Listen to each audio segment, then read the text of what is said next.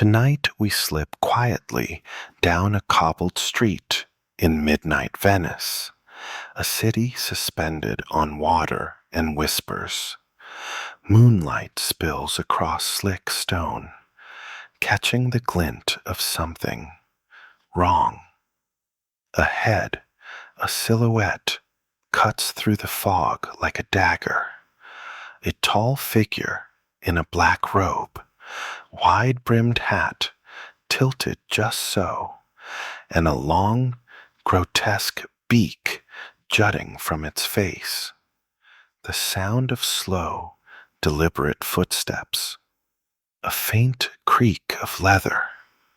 That's your first glimpse of a plague doctor, and it might be your last. You can smell the rot before you see the corpses. You can feel the dread clinging to the alley walls, like mildew that never dries. Welcome to the 1600s. The air itself is suspicious here, and so are you.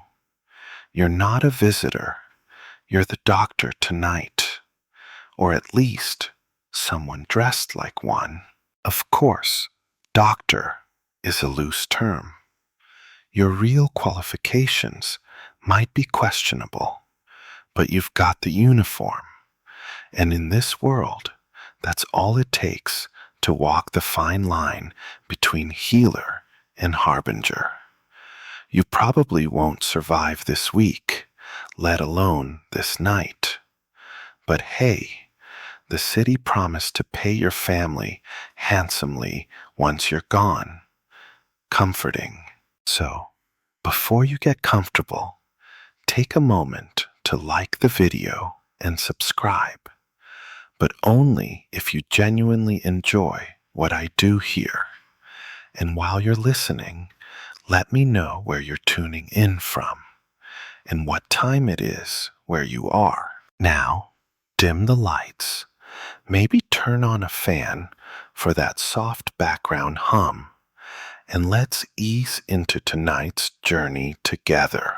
The fog thickens as you press forward, boots slapping against puddles and cracked flagstones. The alleys snake like veins through the city's dark heart, leading you toward the cries you can't ignore. Above you, windows slam shut. A child points from a balcony before being yanked back inside. You're not a man, you're a warning. Your very presence turns prayers into panic. Venice, like most European cities in the 17th century, sits on the edge of collapse. The Black Death has returned, yet again. It comes in waves like a cruel tide, and this one's dragging bodies from doorways to gondolas faster than anyone can count. You're here to slow the bleeding, or, more accurately, to make the dying feel seen, whether you help or not. Debatable. Historians still argue whether plague doctors were truly effective or simply symbolic. Some say they brought order to chaos. Others think they just gave people something to blame when hope ran out. You arrive at a small square littered with silence. A slumped figure leans against a statue of St. Mark, unmoving. You don't rush. Nothing about you ever rushes. Your mask, carved, painted, stuffed with herbs, forces you to breathe slow, shallow, deliberate. You smell rosemary, perhaps a hint of vinegar. It helps keep the stench at bay. Supposedly, a soft groan. The figure is alive. For now, you kneel, not out of mercy, but because protocol demands it. You check for signs: swollen lymph nodes, fevered skin, the trademark buboes. Yup, they're here and they're angry. You pull back, rising with the grace of a sleepwalker. This one's marked. You raise your cane, not to heal, but to indicate. This person is infected. A servant watching from the shadows will take care of the rest. Quarantine or burial if they don't make it through the night. Your role is to confirm the obvious and to keep your distance. You're a medical authority, but with the bedside manner of a tax auditor. Ironically, the very outfit you wear might be killing you. That thick, waxed leather robe, those gloves, those boots, they trap heat like a furnace. You're essentially cooking yourself in a plague-proof oven. Every movement is slow, not from caution, but exhaustion. And the mask? It channels each breath through a narrow, herb-scented tunnel, giving you headaches and mild hallucinations by the hour. You spot another figure, this time a child, alone, watching. She doesn't scream. She simply stares, transfixed by the long nose and empty glass eyes of your mask. You wonder if she thinks you're a bird, or a demon, or maybe both. You want to comfort her, but that's not in the job description. Instead, you keep walking, slowly, silently. The city isn't going to inspect itself. Some believe plague doctors were revered, but more often they were feared. People crossed the street when they saw you. Dogs barked. Mothers hid their children. You weren't hope. You were a countdown. Still, the job paid well. Sometimes. Cities desperate to appear organized would hire plague doctors with contracts filled with fancy words and thin promises. Free lodging, hazard pay, immunity from lawsuits. Just one catch: you probably wouldn't live to collect. And yet, someone had to do it. That someone is you. You move like a shadow, stitched into leather, each step echoing through the empty alleyways of a city, trying not to breathe. Your hat scrapes lightly against the low arch of a corridor, a wide-brimmed thing meant to signal authority, but also to keep droplets of who knows what from dripping into your eyes. And speaking of eyes, those glass lenses in your mask distort the world just enough to make everything feel like a fever dream. The cloak is heavy tonight. It always is. But somehow the dread feels thicker than usual, clinging to your shoulders like something sentient. This isn't just a uniform, it's a warning label, a walking billboard that says, someone nearby is dying horribly. You reach the edge of a canal where two gondoliers argue in hushed tones over how to dispose of a bloated body tangled in the reeds. They fall silent when they see you. You nod, barely, and they retreat like rats. You're not feared because of who you are.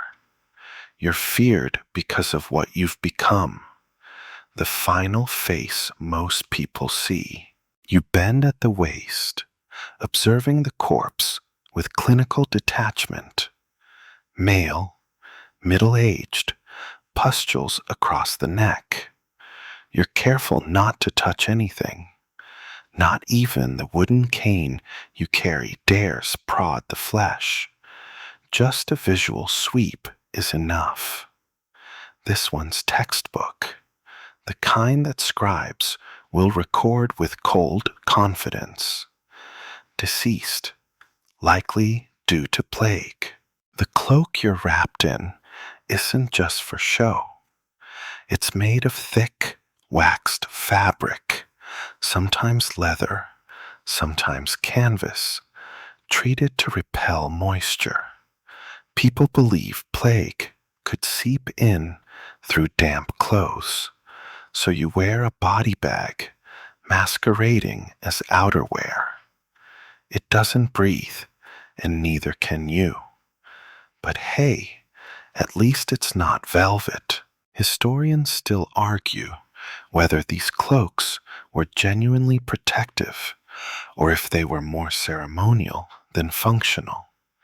Some say they offered basic protection from fleas, the real culprits behind the bubonic plague. Others claim they were little more than psychological armor, making the wearer feel safe while accomplishing little else. But what they definitely were was hot. Under the sun, you stew like a dumpling. Under the moon, you chill like a forgotten boot. Your internal thermostat gave up days ago. At this point, you're running purely on vinegar fumes and spite. Another alley, another home marked with a crude red X. You knock anyway, not because you expect an answer, but because the ritual demands it. A moment later, the door creaks open and a gaunt man peers out. His eyes widen at the sight of your costume. He doesn't run. He doesn't speak. He just nods once, then steps back. Inside, his wife lies on a straw mattress, soaked in sweat, cheeks sunken like old apples. You make the sign of the cross, not out of faith, but out of habit and approach. No one offers you food or water. No one asks how you are. You're not human to them. You're a figure of finality, a necessary evil wrapped in layers of waxed dread. You lean over the woman carefully, noting the swollen lymph nodes under her arms, the dry cracking of her lips. You ask questions in a low, distant voice. How long has she been like this? Any other symptoms? Did she eat? Did she vomit? The husband answers quietly. He's already mourning her.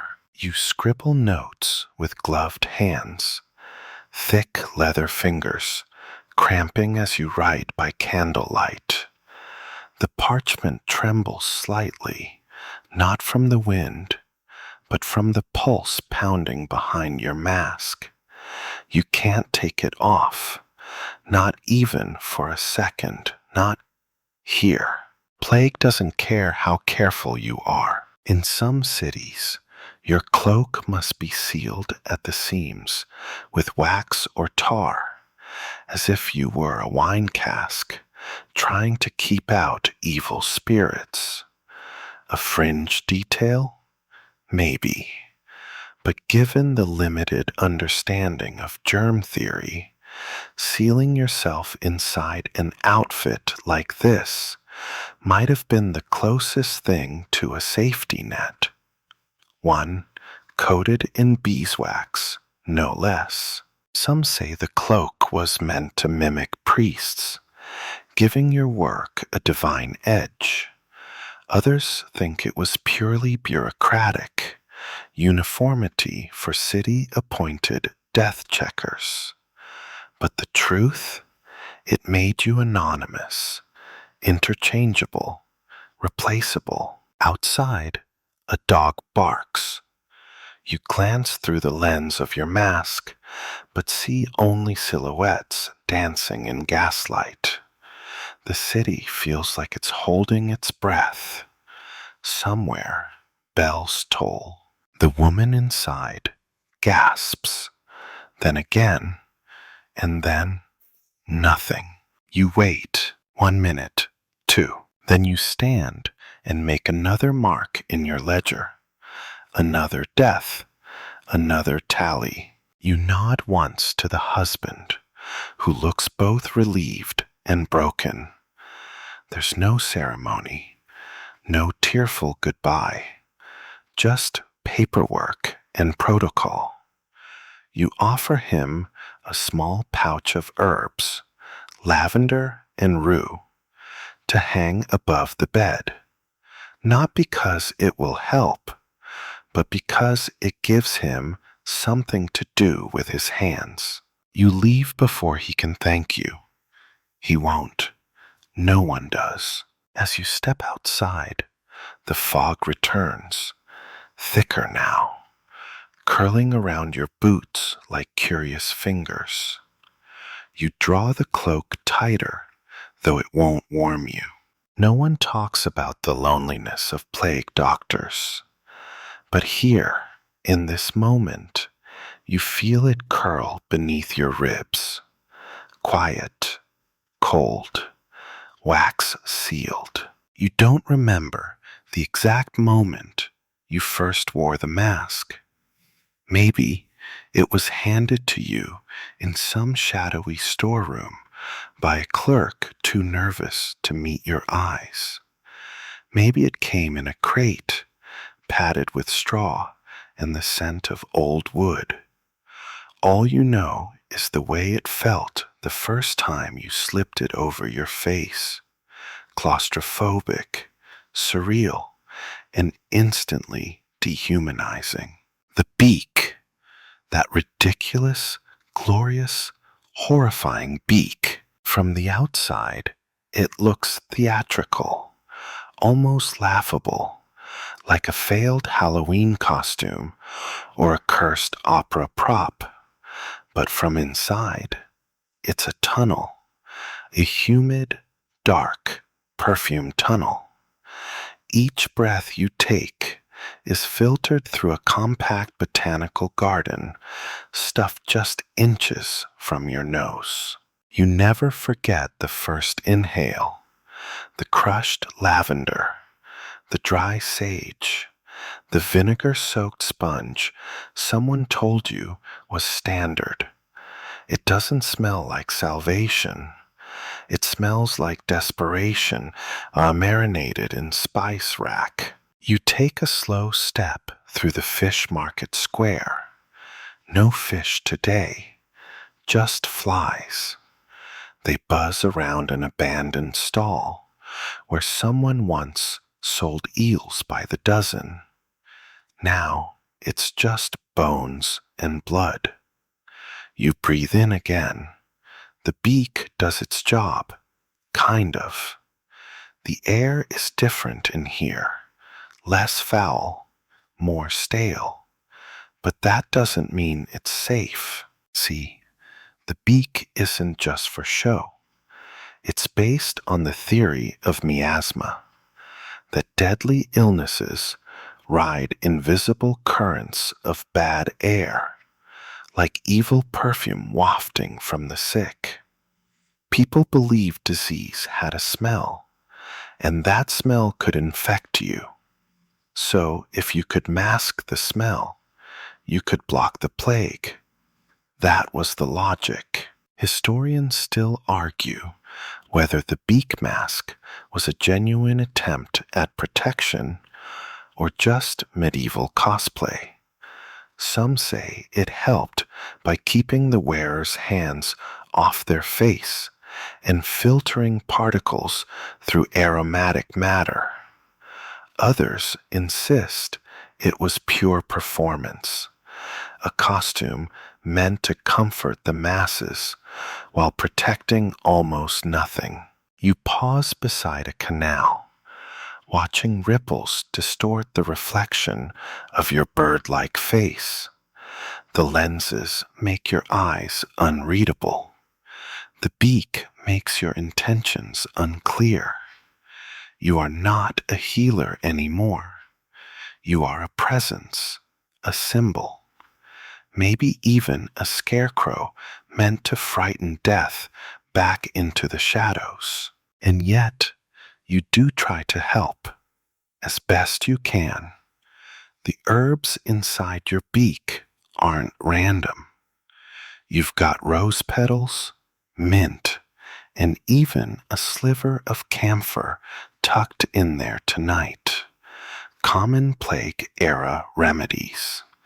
Some people even suggested stuffing a bit of dried toad in for good measure. That one didn't make the cut. There's something oddly comforting about the ritual of restuffing your beak each morning, like packing lunch for a job you didn't ask for.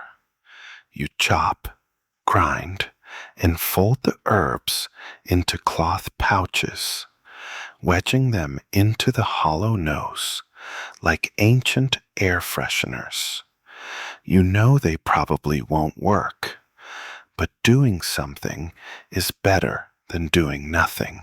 You remember hearing a rumor in the apothecary district that one doctor lined his beak with dried orange peels and crushed emeralds, convinced it would elevate his immunity. He died a week later. Still, his mask smelled fantastic. As you turn the corner into the merchant quarter, you spot another figure in a black robe. Not a doctor, just a thief who scavenged someone else's uniform. That happens more than you'd expect. The mask doesn't just hide sickness, it hides identity.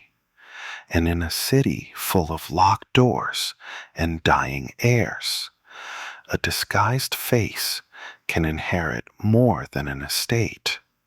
It can survive. You approach, and the figure bolts. You don't chase. What would be the point? Instead, you adjust your mask slightly. It's starting to pinch behind your ears. The leather strap was soaked in vinegar last week, and now it's stiff as a board. The beak tips downward as you tilt your head, hearing the faint rustle of mint leaves shifting inside. Like whispers, like dry laughter. Back in the early days of the outbreak, people laughed at the mask. "What are you supposed to be?" they'd ask. "A pelican?" Then came the second wave. Fewer jokes. Then the third wave. Silence. Now, when you enter a home, children cry and mothers cross themselves. The mask doesn't inspire hope. It inspires dread. It says one thing loud and clear. Someone's going to die tonight, and you're just here to write it down. Still, you wear it. Every day. Every night. Even when you sleep, you hang it near your bed, just in case the city bell tolls for you at midnight. You've grown used to the way it narrows your field of vision, the way your breath condenses on the lenses, the way your own scent follows you like a ghost. And if we're being honest, you've grown attached to it, because without the beak, you'd have to look people in the eyes. You'd have to hear their final words without a wall of herbs between you. You'd have to feel like a person again, and that might be the most dangerous thing of all. You pause in the shadow of a narrow archway, taking a moment to shift your weight and let your body adjust to the beak again. It's not just the herbs crammed into it.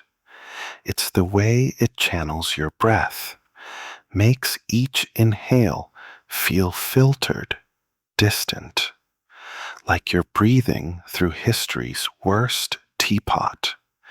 And the irony isn't lost on you.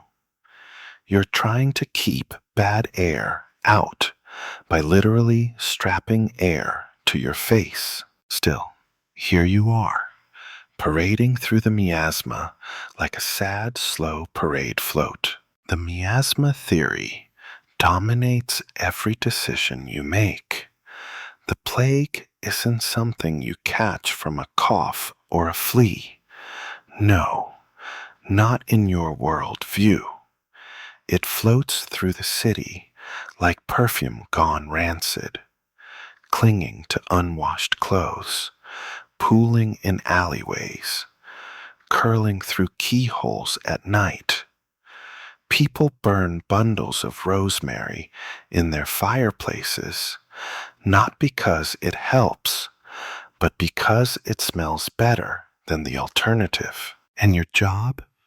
You're a walking air filter, a human-shaped candle snuffer designed to break the scent of death with sachets of thyme and wormwood.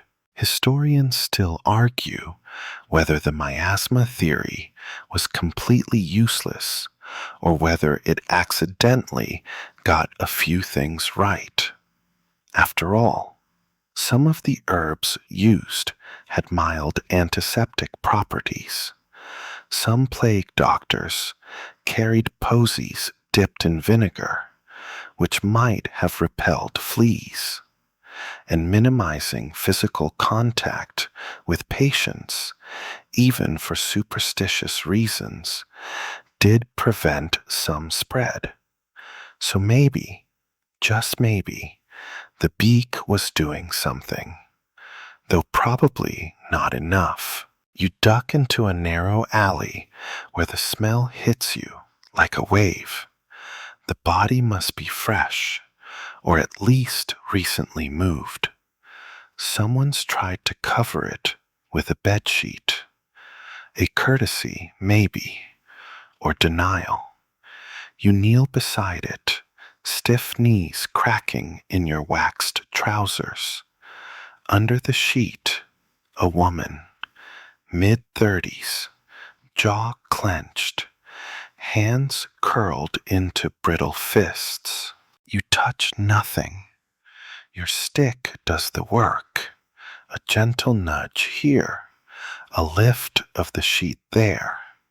You're looking for signs of pneumonic plague, the one that spreads by breath alone, not through fleas or rats.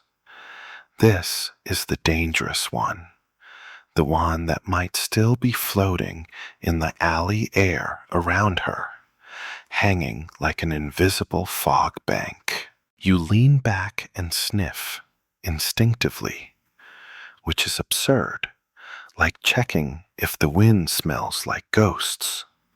Still, the beak's herbs do their part, or at least they distract you from the real scent, the iron tang of blood, the soft mildew of decay, the faint sourness of fear. And somewhere underneath that, just a hint of cloves. You remember adding them this morning. A little luxury. One merchant swore they came from a ship that made it past the Venetian blockade. You don't know if that's true, but it made your mask smell like mulled wine. Almost festive. Almost. Above you, laundry flaps in the breeze. Clean sheets. An optimistic detail in a city that hasn't seen a true clean in months. You walk on, careful to step over a shattered bowl of what might have once been stew. It's hard to tell these days. Everything smells faintly of vinegar and ash. Down another alley, a candle flickers behind a shuttered window. Someone's watching. They always are. Plague makes everyone a voyeur.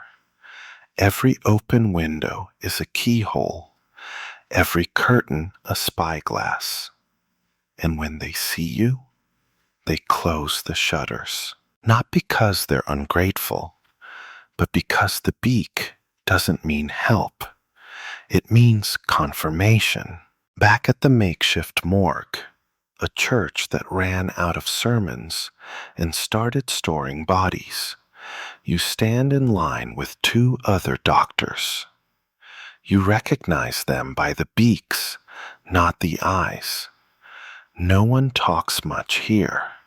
There's nothing new to say. One of them has decorated his mask, painted the beak red, and added a feathered trim. You assume he's either lost his mind or is trying to bring a little flair to the apocalypse. Maybe both. You all stare at the growing rows of bodies, tagged with parchment scraps tied to ankles. The ink is starting to smudge. No one can read the names. The rain comes and goes, soaking the ground, the ropes, the parchment. The scent of time can only do so much. There's a theory, unproven, but whispered, that the longer you wear the beak, the more it changes you. Not physically, of course, but in your mind. Like the herbs seep into your thoughts, muting emotion, filtering guilt. After a while, you don't feel anything. Not joy, not sorrow. Just the routine, the herbs, the endless fog. That might be the real reason some doctors wore the beak long after their shift ended. Not to protect their lungs, but to protect what was left of their soul. You step outside again, mask first, letting the lenses catch the last rays of sun sliding off the domes of the city. The mask has become your face, the beak, your nose, the herbs, your breath, and the miasma, just another ghost you nod to in passing. Your steps crunch softly over broken tiles and wind-blown scraps of parchment, bits of prayers, maybe, or eviction notices hastily torn down. You adjust the beak slightly, feeling the pouches shift inside it. Tonight's blend is stranger than usual. Crushed juniper berries, a pinch of myrrh, and something someone swore was dried eel bladder, allegedly good for balancing the humors. You don't ask questions anymore. You just pack the beak and breathe through it. The interior is becoming its own ecosystem. Warm, damp, and perfumed like a fever dream.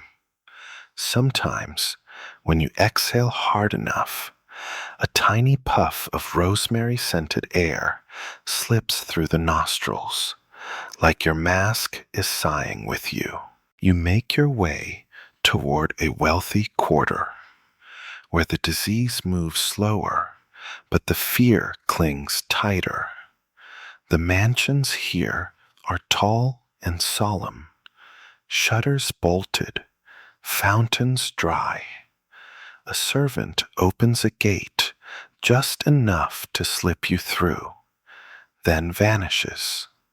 You're guided silently by candlelight down a marble corridor that echoes with the absence of life.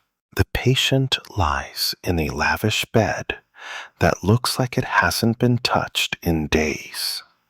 Her eyes flick toward you, just barely, and then away again.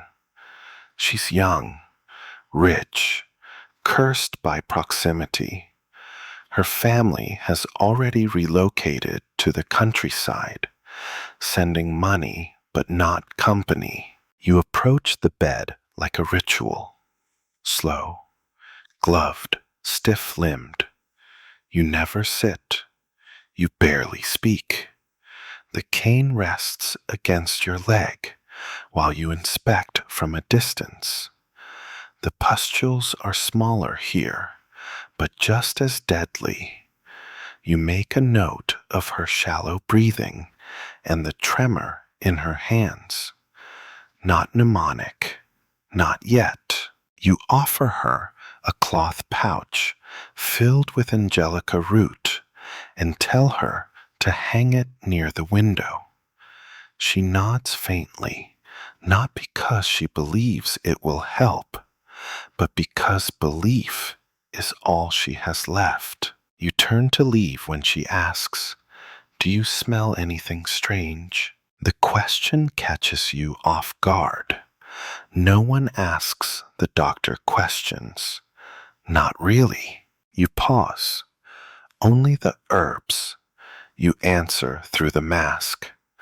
A little mint, a little rue. She nods again, and you hear her whisper, "Good. That means I'm still alive." You don't correct her. Let her believe the beak works like a divining rod, sniffing out death. Some plague doctors thought the same, believing their noses could detect plague before symptoms ever showed, as if death had a scent that only the chosen could smell. Historians still argue whether this belief was widespread or just the fevered hope of a few desperate medics. Either way, you can't deny the illusion has power. It makes people feel seen. And in this city, that's rare. Back in the streets, you pass a man standing motionless at the edge of a canal, staring down into his own reflection. He's holding a small object, maybe a coin, maybe something more personal. When he sees you, he flinches, tucks the item away, and quickly disappears into a side alley. It's a familiar pattern. People see you, remember death, and vanish. Your presence is a mirror too harsh to face. No one wants to acknowledge the final page of their own story, especially not when it's got feathers and smells like fennel. You continue toward the herbalist's shop, one of the few open at this hour. The bell above the door chimes like a gasp. Inside, shelves of jars line the walls, each packed with ingredients ranging from the mundane to the borderline criminal. Dried moss, powdered opium, shaved antler, fermented leech paste. You don't ask. The apothecary greets you with a curt nod. "How's the blend holding up?" You gesture vaguely. "Might need more rue and something for clarity." He raises an eyebrow. "Clarity, huh? Not hope?" "Hope fogs the lenses," you reply. "Clarity keeps them clean." You leave with a fresh pouch of wormwood and crushed bay leaf, bound tightly in red cloth. As you stuff it into the beak, the scent is sharp and bitter, like regret boiled down into a perfume. You breathe deep. It's terrible, but it's different, and different is something. Outside, the city's church bells begin to toll, not for prayer, but to mark the latest death tallies. a ritual with no congregation. You pause beneath a stone archway, letting the sound pass through you like smoke. The mask amplifies the bells strangely, echoing them deeper, almost as if the beak were resonating with the frequency of mourning. It occurs to you, in this moment, how strange it is that the mask, designed to protect you from death, now defines you. You aren't known by name anymore, only by shape, by scent, by silence. A child runs past you on the street, then halts suddenly, stares, and scampers back into the fog. You watch the movement, glass lenses unmoving, the long beak tilting ever so slightly like a bird following prey. Not to catch it, just to remember what running looks like. You tighten your cloak, adjust the beak slightly so the juniper doesn't tickle your nose, and keep walking. You're not done yet. Your cane taps a slow rhythm on the stone path, echoing faintly as you approach a row of quarantined homes. Each door is marked with a thick red X, sometimes smeared, sometimes crossed out and redrawn, evidence that someone inside either died, lived, or simply grew tired of being counted. The wood is splintered, warped from rain, and the paint bleeds into the cracks like veins. You stand at the first door.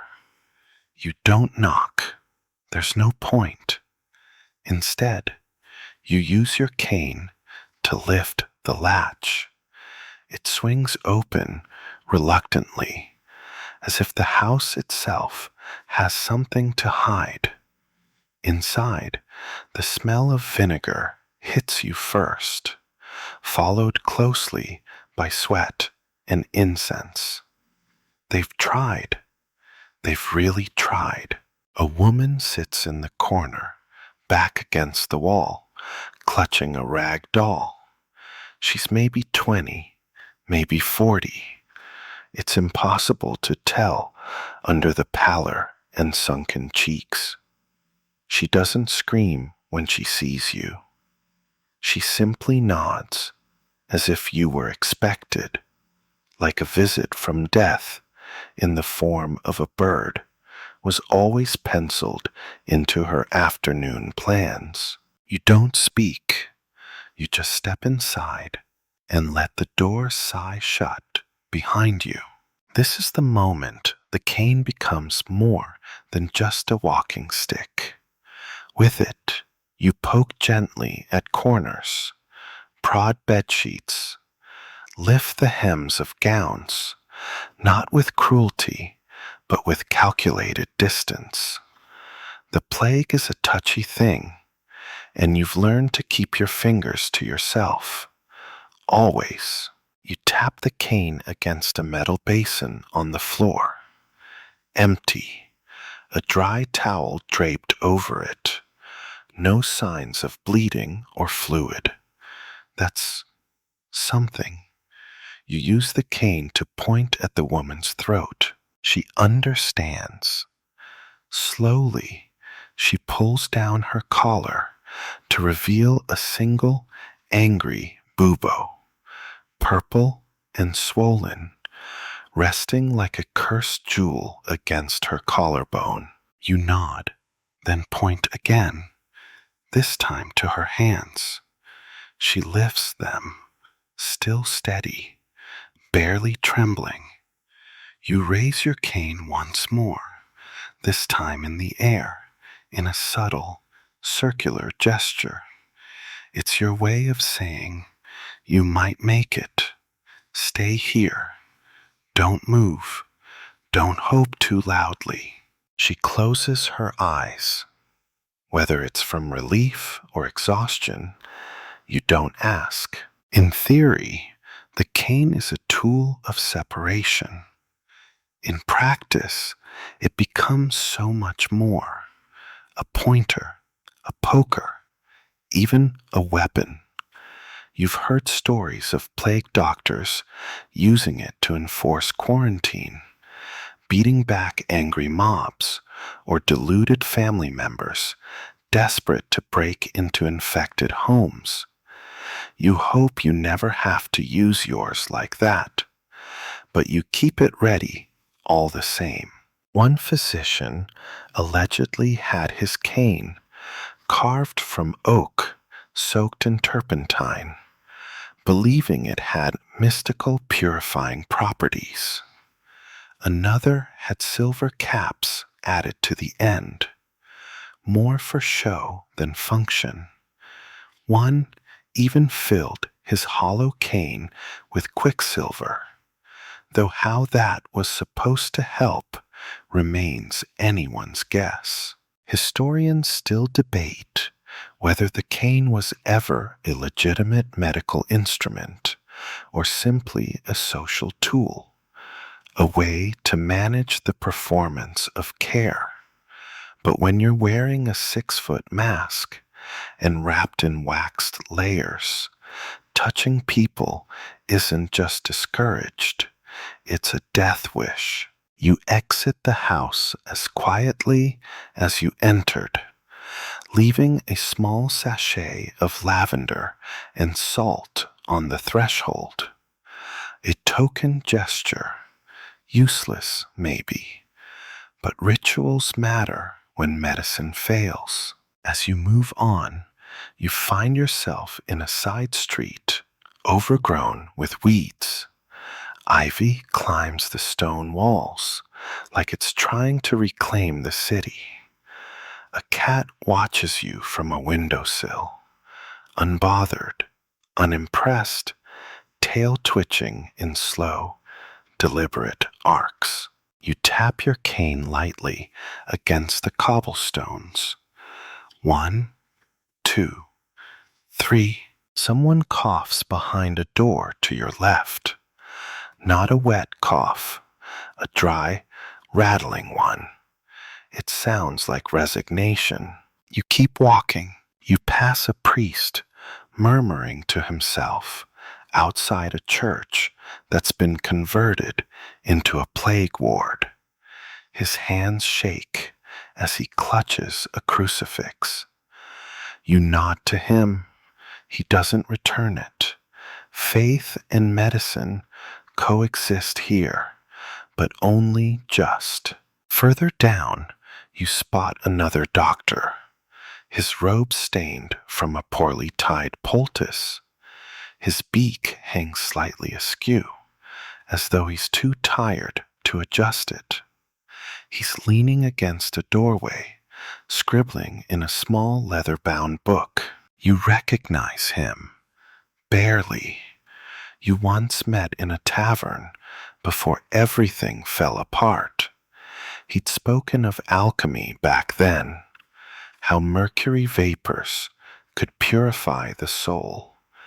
Now he barely makes eye contact. You exchange nods, the universal plague doctor greeting.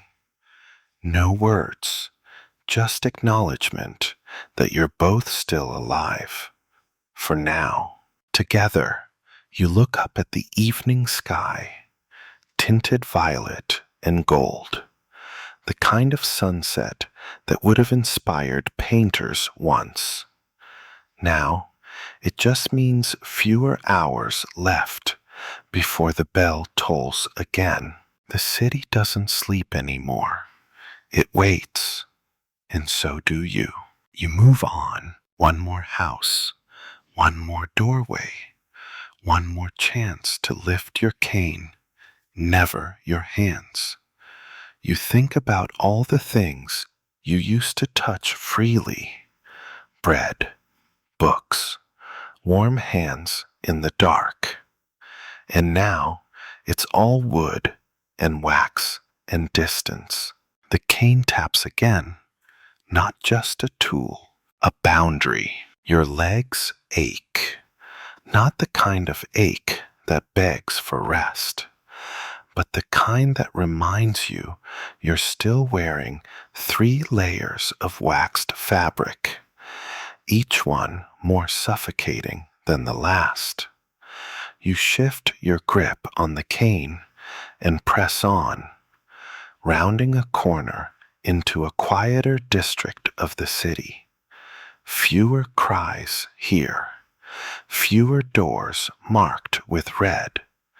But don't let that fool you. Plague doesn't always announce itself.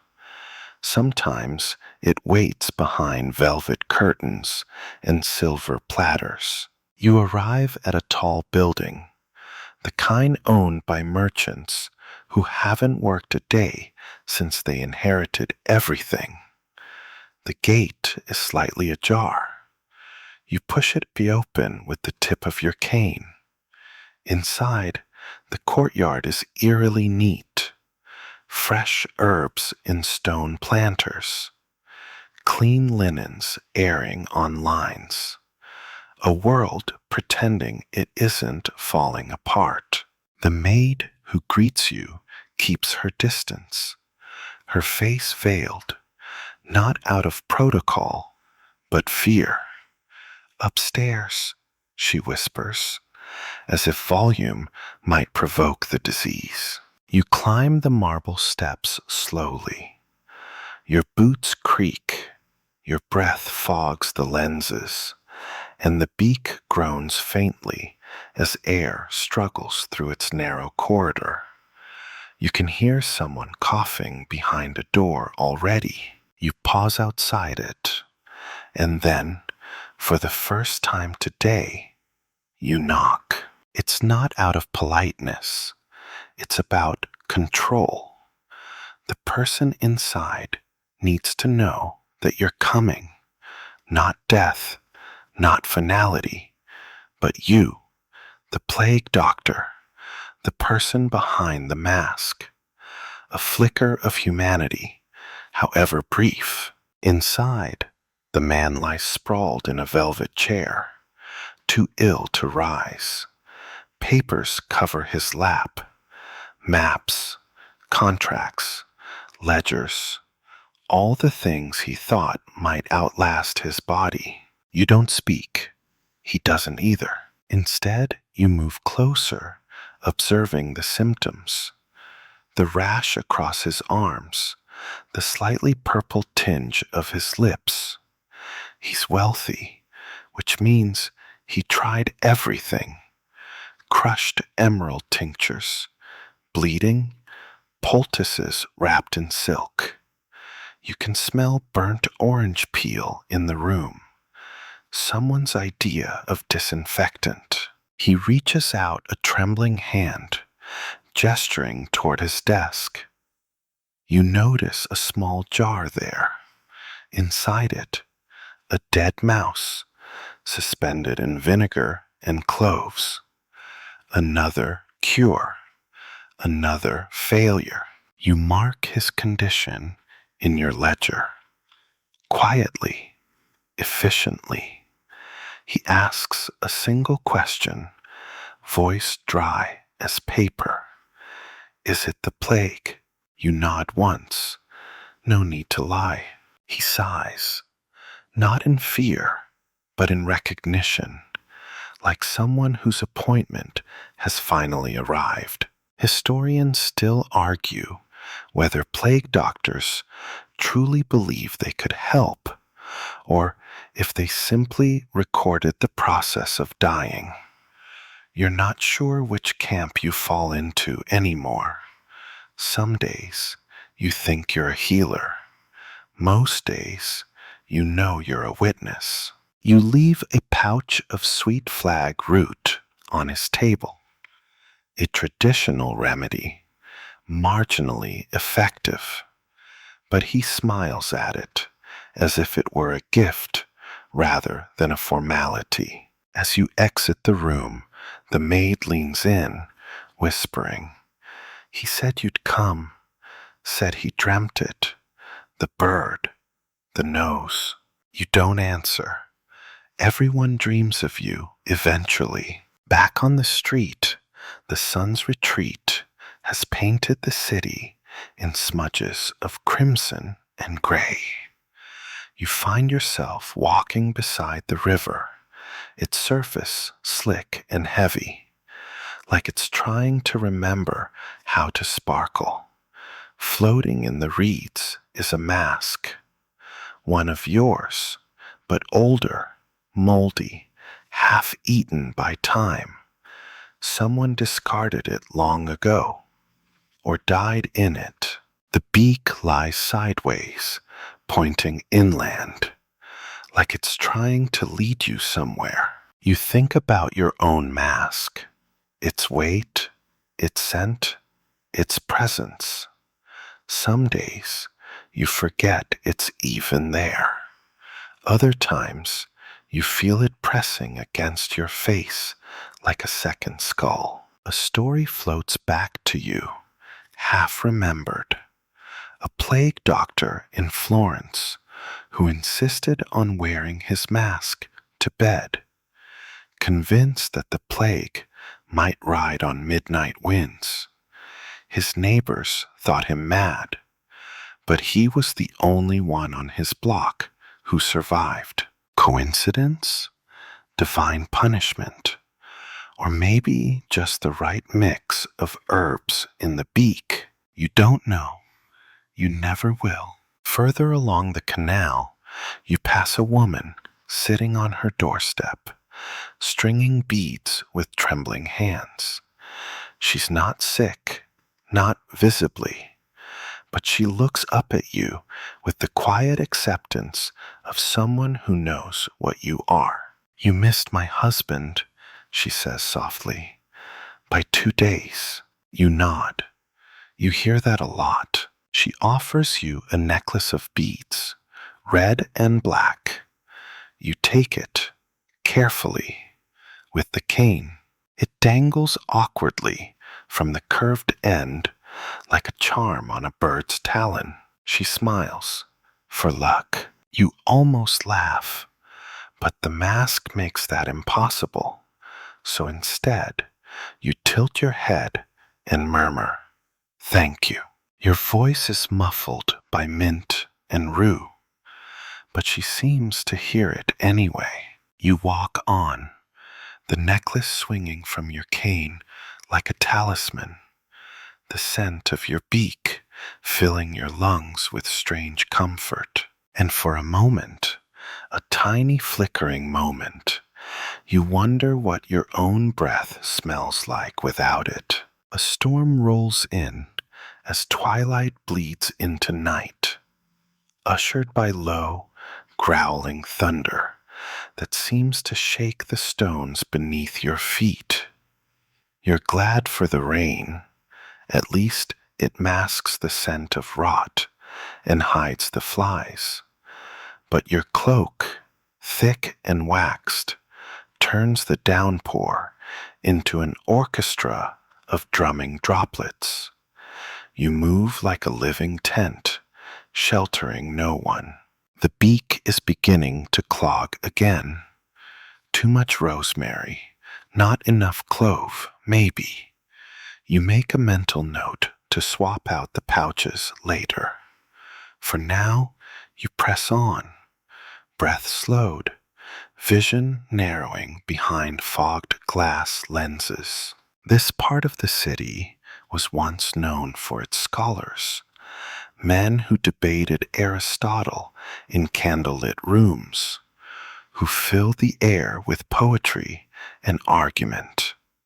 Now it smells like wet parchment and soot. You pause before a familiar building, a former university turned triage center. Inside, the moaning starts before the door creaks open. The once grand hall is now a cavern of agony, lit by lanterns that swing in rhythm with the wind. Cots line the marble floor. Some are occupied, some are not. All are stained. You move silently through the rows, the sound of your boots softened by straw and whispers. A young assistant, barefaced and foolish, nods you over. His hands are red, not from plague, but from work. She won't let us near her, he says. Keeps biting. You don't reply. You just follow. In a side room, you find the patient curled on a cot, her face half hidden by tangled hair. When she sees your mask, she freezes, then hisses like a cornered animal. You don't flinch. You stand perfectly still, letting her see the mask in full. The wide brim, the glassy eyes, the long, absurd beak. She blinks once, then twice, and then, slowly, she stops resisting. That's the strange power of the mask. For some, it's terror. For others, it's order. A recognizable monster is better than the chaos inside their bodies. You kneel beside her, not too close, and begin your work. The buboes under her jaw are swollen to the size of eggs. Her skin is slick, eyes glassy. You note the blackened fingertips, early signs of septicemic plague. The dead blood is claiming her inch by inch. You reach for a cloth and soak it in vinegar and rose water, wiping her brow gently with the tip of your cane. She winces, then sighs. You leave a small bundle of calamus root at the base of her cot and move on. Back in the main hall, the assistant leans close. You didn't try to lance the boils. You look at him through the beak, unmoving. Why not? You tilt your head slightly. Because she's already dying, and lancing just makes a mess. He wants to argue, but he doesn't. Historians still argue whether plague treatments, like lancing, bloodletting, or applying live chickens to the sores, helped or harmed more. Some physicians swore by poultices of human dung mixed with flour. Others recommended drinking mercury. One Paris doctor insisted on roasted onion compresses, seasoned with salt, and a prayer. You've tried a few. None worked. Outside, the rain turns to drizzle. You exit the hall, the scent of burning herbs trailing behind you. Someone's lit a juniper fire nearby. It crackles like bones. In the alley, you pass two figures arguing under an awning. A woman clutching a child. A man trying to drag her toward a cart. She refuses. He insists. When they see you, the argument dies mid-sentence. You don't intervene. You just nod slightly, bird-like, and continue walking. There's power in being wordless. There's safety in being the symbol. You reach the old bakery, long since closed. The air here is heavy with ghost flower, a scent that no longer exists, but lingers anyway. The building is now a refuge. You know the routine. You knock once, then twice. A small opening creaks behind a false shelf. A young boy pokes his head out, eyes wide. He recognizes the beak and backs away. Inside, 3 families huddle. None appear sick. Not yet. You inspect each with mechanical precision, asking no questions, giving no reassurances, just glances, measurements, a sniff through the beak. The blend tonight is still holding, bitter, spicy, sharp. You can almost taste the juniper and sage clinging to your tongue. One man tries to hand you a coin. You raise your cane and gently push his hand back. Not because you're noble, but because if someone sees you accepting money, they'll assume you're selling immunity. And then you'll be killed before you reach the next alley. Instead, you place a bundle of salt and bay leaf on the floor near the entry. A sign. It means no infection detected yet. It's your version of hope. As you step outside, a child asks, "Why do you look like a bird?" You pause, and then, without turning back, you reply, "So, death knows where to find me first." You leave the child in silence and vanish into the fog, boots clicking like clockwork, mask forward, breath slow. The storm has passed, but the mask stays on. The next morning begins not with light, but with bells. The city's cathedral tolls once for each newly confirmed death, and by the time you've stirred from your cot, the bells have already rung 18 times. You sit upright, the mask hanging beside your bed like a sleeping sentinel. It stares at you, empty-eyed, the long beak pointing slightly downward like a disapproving parent. You dress slowly, as you always do. First, the underlayers, linen if you're lucky, coarse wool if not. Then the gloves, tight and waxed. Then the cloak. Then the boots, which never quite dry between shifts. And finally, the mask. Always last. You hold it for a moment, not because you're hesitating, but because something inside you needs to acknowledge what you're about to become again. The beak smells different today, a little earthier. You sniff basil and crushed garlic, a new blend. Maybe it'll bring you luck, or at least keep the rats away. You slide the mask on, tie it tight, and step into the gray light of dawn. The streets are almost beautiful in the early hours. Mist curls through alleyways like ribbon, and dew clings to the shutters of shuttered lives.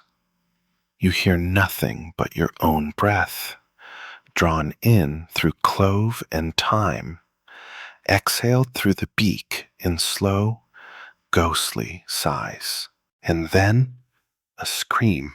You quicken your pace, not an easy task in a floor-length cloak, and turn the corner into a courtyard. A woman crouches near a well, wailing. Next to her, a man lies motionless, half draped across the stone ledge. You move in with practiced calm, assessing from a distance. The man's lips are blackened, his skin marbled like blue cheese. You don't need to touch him to know. You raise your cane and tap it twice against the well's edge. The signal is simple. Do not approach. Infection confirmed. The woman looks up at you, eyes red, face contorted with grief. "He was healthy yesterday," she sobs. "We shared wine last night." You nod, but say nothing. You've heard this before. You'll hear it again. You gesture with the cane, pointing gently to her wrist, then chest, then neck. She hesitates, then trembling, she lifts her sleeve. No spots. She pulls her collar down. No swelling. You motion her back. Keep distance. She obeys. You leave a sachet of bitter orange and bay salt beside the corpse. You'll send someone for it later. Maybe, if there's anyone left to send. As you turn to go, the woman reaches out. Is it true, she asks, that the mask can smell death before it comes? You pause. Through the beak, you breathe in garlic, sweat, rain, and grief. It's not the mask, you murmur. It's the silence. And then you're gone again, feet splashing softly through shallow puddles as the city begins to stir. The origins of the plague mask design have always been murky, even to those of you who wear it. But one name surfaces more than most: Charles Delorme, a French physician who, in the early 1600s, envisioned the bird-like mask as a protective measure. Not just the beak, but the full ensemble: long waxed coat, wide-brimmed hat, gloves, boots, and, of course, the infamous scent chamber strapped to your face. Delorme's design spread faster than the disease itself, replicated in Rome, Paris, Venice, and beyond. Historians still argue whether his design was grounded in reason or just a clever repackaging of older beliefs. Was he a visionary, a marketer, a man desperate to breathe clean air? All three. You've read the pamphlets. Some praise his innovation, others mock it. There's a famous woodcut showing a plague doctor being mistaken for a demon by a child. You've lived that image more times than you can count. At midday, you pass a market square where someone has scrawled, "Plague is a punishment," across a broken fountain. The letters drip red, probably not paint. You don't stop to analyze it. A vendor waves you over with a cloth wrapped around his face. "I've got camphor and dried violet," he says. "Imported, probably." You buy both, not because you believe in them, but because they'll make the next few days bearable to smell. You tuck them into your pouch, alongside your scraps of angelica root and a few coins that smell like salt and regret. The scent blend in your beak now borders on floral. For a moment, the mask feels like a garden until you reach the hospital. You recognize it by the line of bodies out front, most covered, some not. A priest chants low, his breath fogging in the chill. You nod to him as you pass through the iron gate. Inside, the air is thick, not just with disease, but with unspoken things: fear, surrender, the weight of numbers. You make your rounds, patient by patient, sore by sore. A child with blotchy skin clutches your glove, whispering, "Birdman, Birdman," like a song. You don't pull away, but you don't linger. Each visit is a dance. One step close, two steps back. Eyes scan, cane gestures, breath filtered, notes taken. Move on. Your ledger grows heavier by the hour, and still the mask remains. Your second skin, your bird face, your strange scented helmet against a world unraveling. You wonder, just briefly, what your own face looks like underneath now. You haven't seen it in weeks. The light fades fast in the city's lower quarters, where buildings lean together like gossiping grandmothers, casting narrow streets into a near perpetual twilight. You walk among them, a shadow with a hooked nose and glassy, inhuman eyes. The rubbery creak of your leather boots, the only sound besides distant weeping and the occasional flutter of pigeons. In the margins of this dying city, your role shifts. You are no longer a doctor, not even a healer. You are a witness, a scribe of suffering, a counter of cadavers. By mid-epidemic, many plague doctors weren't expected to cure anything. Your job, though wrapped in the trappings of medicine, is to document the disease's crawl through humanity. And here, in these lower quarters, that task multiplies by the hour. You stop at a narrow building, its door already ajar. A man greets you on the threshold, eyes hollow. "She passed last night," he says. You nod and follow him in. The room smells of smoke and fennel, like someone's tried to purify the air with burnt herbs. It never works, but they always try. The corpse lies on a straw mat, neatly covered. The man pulls the cloth back, and you see her face, peaceful, almost. She wears a faded scarf, twisted neatly around her throat. The telltale swelling along her jaw is a purple bruise against pallid skin. You kneel beside her and make your observations. No bleeding, no frothing, probably not mnemonic. You note the state of the eyes, the gums, the fingers. You don't touch. You never touch. Then, with a practiced motion, you pull your ledger from beneath your robe and begin to write. Female, approximately 35, single bubo on the neck, no secondary infections noted, died during the night, body not yet decomposed. You pause.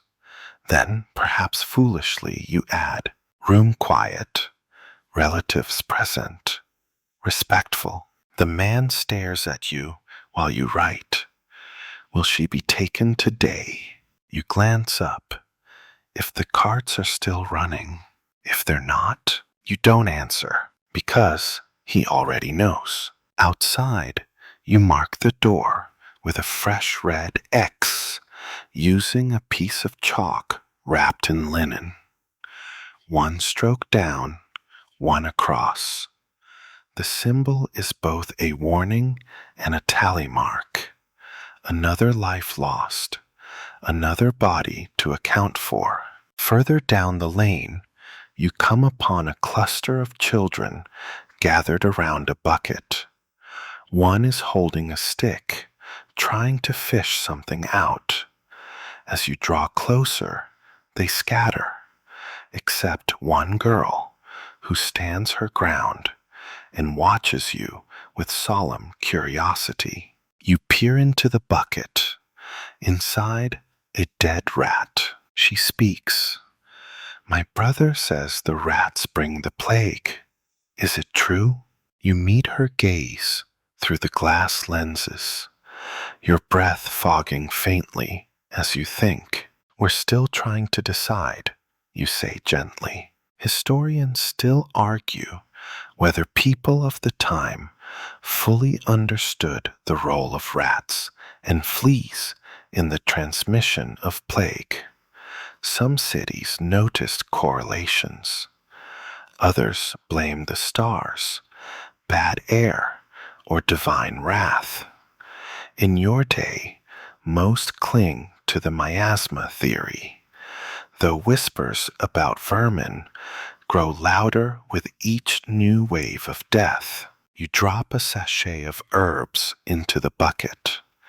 The scent of eucalyptus and myrrh rises. The girl wrinkles her nose. That won't help, she says. You glance at her and nod. No, but it smells better. By late afternoon, you've cataloged 9 deaths. All women, all from the same block. Coincidence? Maybe. Or maybe something worse.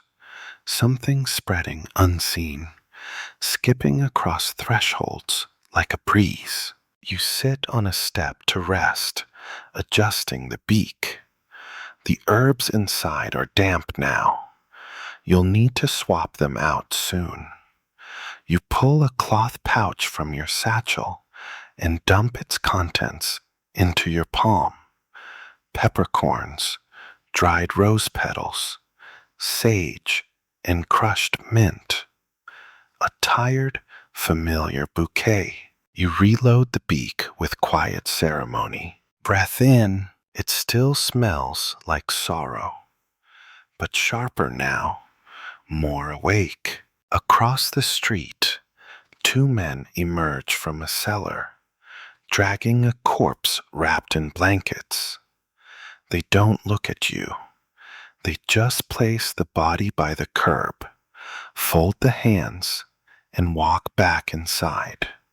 No prayers, no coin under the tongue, just quiet, necessary grimness. This is what the plague does. It wears people down until even death becomes a chore. You rise and note the body.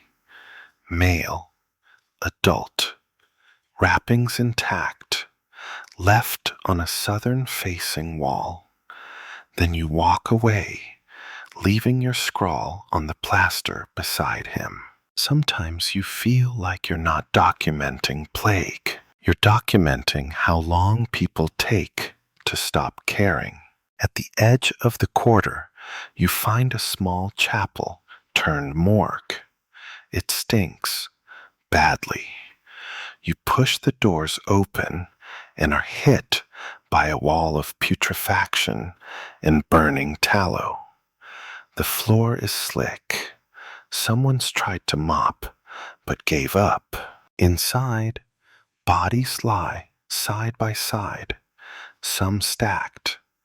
A priest is reciting names from a list, voice quivering. He doesn't notice you at first. When he does, he simply says, "The rest are unnamed." You nod and begin to count. You do this now. You count the dead. That's your calling. You mark each one, head to foot, height, sex, obvious signs of illness. You make no judgment. You ask no questions. You just observe. A few wear tokens, rings, brooches, locket strings still clinging to cold throats. You note them. No one's coming back for them. You finish with the last one, number 34, female, probably 16, no jewelry, a single rosebud stitched into the hem of her gown. You stare at it longer than you should. Then you write, body 34, unnamed, rose motif on gown, No record found. Outside, the bells begin again. You close your ledger, lift your cane, and step back into the fog, the beak tilting forward with purpose. Still more to count, still more to witness. By the time you return to your quarters, your cloak is soaked through with a mix of rainwater, sweat, and something you prefer not to identify. You hang it carefully on a wooden peg near the hearth where a slow fire crackles, not for warmth, but for smoke purification, the belief being that the fire's breath keeps the plague at bay. The smell of juniper and pine resin curls through the room, a smoky veil meant to confuse the invisible. You unstrap the beak last. The moment it comes off, the world changes. The air is raw again. It smells real, sour, human.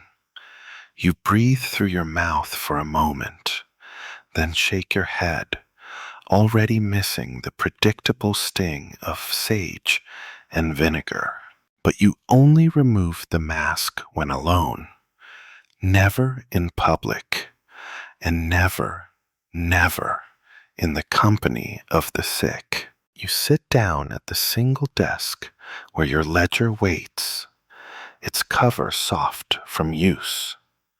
You flip to a fresh page, dip your pen in iron gal ink, and begin the record of the day.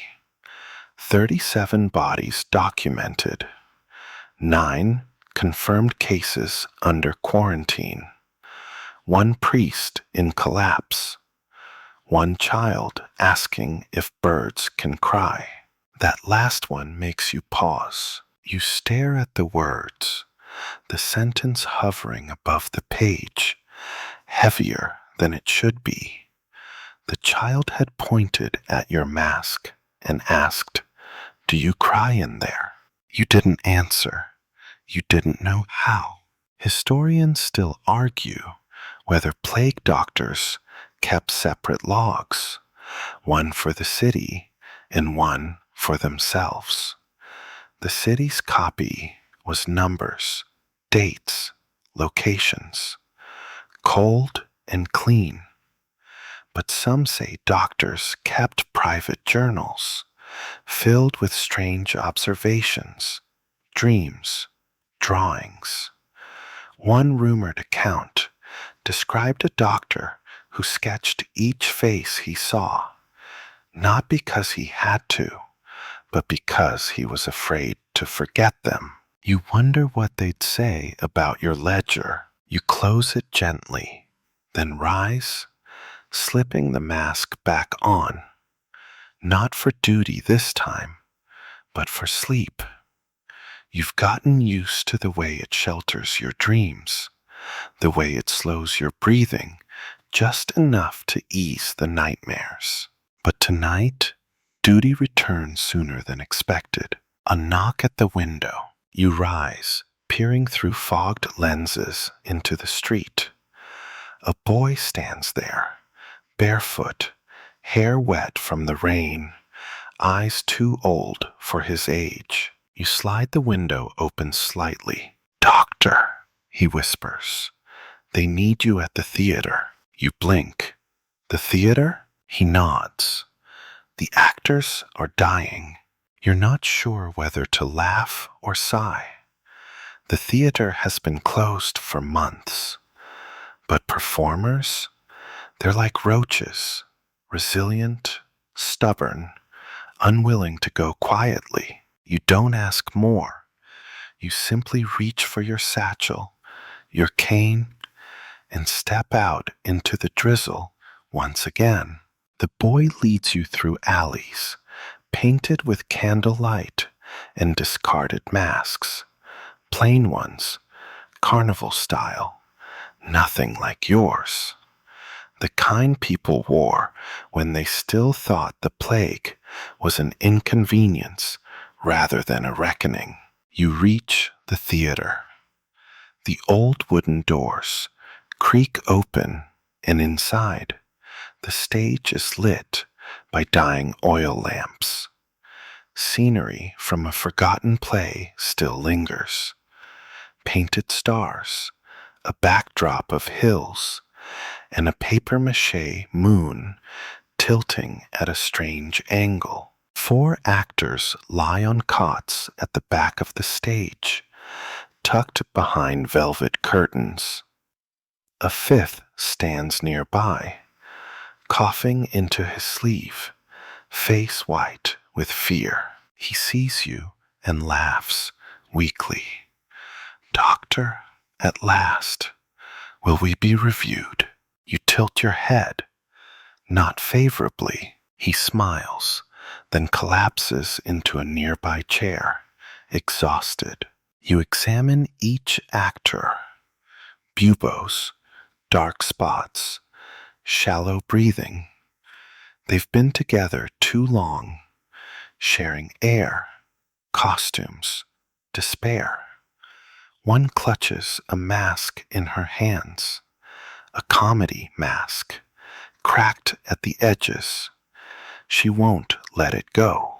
You kneel beside her and point to her chest. She nods and lifts her shirt slightly. The bruising spreads like spilled ink across her ribs. You take her hand, gently, a rare moment. Maybe it's the theater setting. Maybe it's the mask in her grip. But something compels you. She leans forward and whispers, "Do you think it's all a play?" You inhale through the beak, slowly. "Only the scenery changes," you reply. She laughs once, then closes her eyes. You stand and survey the stage. The backdrop is a night sky, hand-painted, peeling at the corners. A mock moon swings above. Someone left a script open on a bench, the ink running where it caught the rain. You take one last look and mark each patient in your ledger. Actors, names unknown, final performance pending. As you leave the theater, the rain begins again, gentle as morning. The boy is gone. The street is empty. You walk home beneath empty windows, the smell of clove and garlic lingering in your breath, wondering if, perhaps, the entire world is a stage now, and you, its only performer left standing. The next morning, the fog arrives before the sun. It drapes over the city like a woolen shroud, swallowing buildings, silencing footsteps, and muting bells. You move through it as if underwater, the air thick with dew and the weight of yesterday's names. Your destination today is not a home or hospice, but the municipal registry, a stone-faced building where bureaucracy tries to keep pace with decay. Plague doesn't respect paperwork, but the city keeps scribbling anyway. Forms must be filed, bodies counted, contracts settled. You enter through the servant's door, your beak brushing the low frame. The clerk who meets you is pale and twitchy, hand stained with ink, not blood. He doesn't bow. No one does anymore. "You're late," he says. "I'm not," you reply through the mask, voice dampened by the scent of thyme and calamus. He gestures to a table piled high with parchment. "These need confirmation, cross-referenced. Tally them against your ledger." You don't sigh, but your knees do as you sit. You begin comparing names, addresses, death times, line by line. You find duplicates, omissions, and one particularly odd entry: corpse unaccounted for, presumed stolen. You raise an eyebrow. The clerk shrugs. Families are hiding bodies, some for burial rites, some because they think they'll be fined. You make a note beside the name, possibly relocated.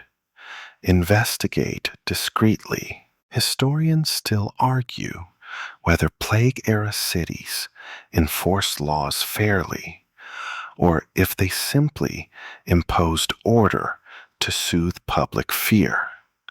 In theory, bodies had to be reported within a day.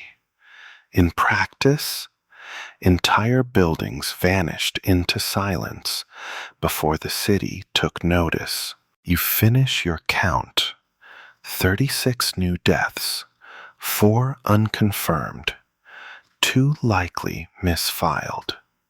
You initial each page, fold your copy, and stand. The clerk doesn't thank you. He simply takes the forms and waves you off like a servant. As you exit, you hear him mutter, "Birds aren't meant for books." Outside, the fog is thicker. You take the long route back toward the eastern canals, where wooden walkways tremble over brackish water. This was once a merchant's district, but trade dried up with the tides of sickness. Now, gondolas drift like coffins, their oars unmanned, their owners long gone. You pause at a narrow bridge, staring down into your reflection in the murky water. The beak stretches downward, like a second nose reaching into the canal.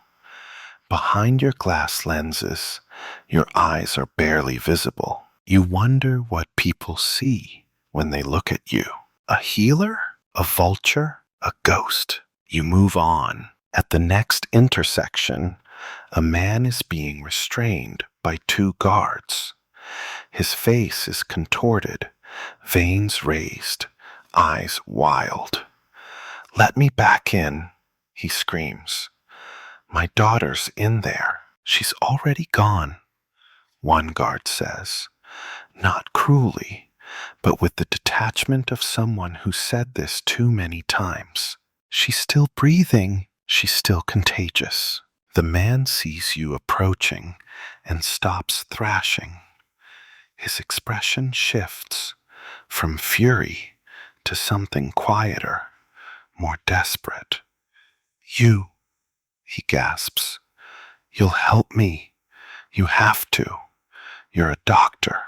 You freeze. You haven't been called doctor in days. You approach slowly. The guards back off. "She's 9, he says. "Her name is Lucia. She has no one. You have to go in." You hesitate. He reaches into his coat and pulls out a small tin cross. "She made this for me," he says, pressing it into your hand. "Please." You nod once and step past the threshold. Inside, the air is heavy, not with plague, but with abandonment. You find her on the second floor, curled up in a narrow bed, her breath shallow but steady. She's pale, too pale, but alive. You kneel beside her. Her eyes flutter open. "Bird," she whispers. "Yes," you murmur, "but not the bad kind." She smiles faintly. "You smell like my garden." You look down. She's clutching a small satchel tied with twine. Inside, dried marigold petals and crushed basil leaves. A child's attempt at a plague pouch. You make your inspection quickly. 1 Bubo. No bleeding. Still early. You tuck a sachet of your own blend beneath her pillow. Lavender, garlic, and a sliver of dried lemon peel, and leave a mark in chalk by her door. Isolated. Minimal symptoms. Monitor daily. When you step outside, the man rushes to you. You hand him the tin cross. She's still breathing. He starts to fall to his knees, but you catch him gently with your cane. Stand, you say. Be her doctor now. He nods, tears carving clean paths down his cheeks. As you walk away, the fog finally begins to lift. The sun presses weak fingers through the clouds. The city blinks in the light, like something long buried. You pass a statue of Saint Sebastian, riddled with arrows, face upturned. At his feet lies a wreath, fresh. Someone still believes. You stop to add something to the offering. A single red bead, taken from the necklace you still carry on your cane.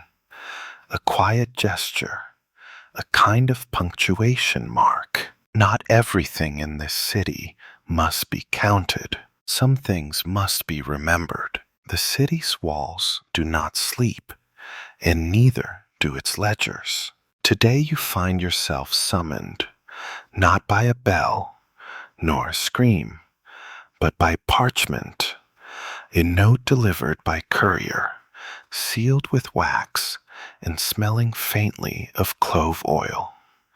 It bears the mark of the city council, the kind of message that demands attendance, not invitation. You arrive at the city hall by mid-morning, your mask dripping with dew, your cloak carrying the scent of smoke and crushed bay leaves. The guards don't stop you. They know better. Inside, the chamber is warmer than expected. A fire roars in a hearth carved with lions, but no one sits near it. Disease may fear heat, but men still fear closeness. 3 council members sit at a long table, masked, not like you, but with cloth veils tied hastily across their faces. One coughs into a silk handkerchief. Another's eyes won't meet yours. The third is already signing documents. You've been summoned to discuss contract compliance, the first man says, clearing his throat theatrically. You tilt your head. The beak creaks slightly. You've not been submitting weekly summaries, the second adds, sliding a parchment across the table. You step forward. Place your ledger on the surface with a soft thud and open it with gloved fingers. There, you say, voice muffled by cinnamon and camphor. Every day, every name, every mark. The third man finally speaks. And your receipts, herbs, poultices, lantern oil. You pull another pouch from your satchel and toss it beside the ledger. It lands with a dull jingle. Vials, parchment, wrappers stained with vinegar. They examine it with distaste. Paperwork is their battle. Yours is flesh and decay. Historians still debate whether plague doctors were employees or scapegoats. In many cities, they were both. Hired on contract, expected to serve without complaint, and often blamed when death refused to listen. In some towns, Doctors were sued for not performing miracles. In others, they simply vanished before the plague could claim their heads. You leave the meeting with a stamped paper and a deeper sense of fatigue. Outside, the sky churns with low clouds. The canals swell. Rain is coming. Again, you make your way toward the port district. Here, the streets grow narrower, slicker, crowded with crates of rotting goods and abandoned cargo. The ships no longer come, and those that do often leave empty. The air is rich with brine and mildew. Your mask filters it poorly. You stop at a warehouse, half swallowed by moss. A woman waves you over. Inside, she says, "We found him this morning."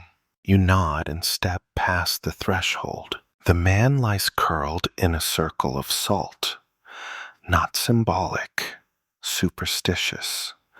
Someone believed it would keep the plague in, or the soul out. You break the line of salt with your boot and step inside the circle. His skin is mottled, his mouth open.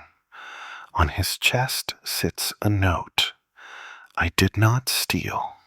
I only wanted bread." You fold the paper, tuck it into your ledger, and make a quiet mark. Death by exposure. Likely plague. Confirmed alone. You leave a bundle of sage and iron filings at the threshold. Not for him, but for the woman. A gesture of respect. She watches you write. "They say you never cry." "I don't," you reply. "But the mask does." She laughs, quietly, then says, "Do you remember them all?" You hesitate. Not their names, but their silences. She nods, as if that's enough. You continue along the dock until you reach a small apothecary near the water's edge. Inside, the shelves are half bare. You trade a scrap of parchment for 3 sachets. Crushed fig leaf, powdered violet root, and lemon balm.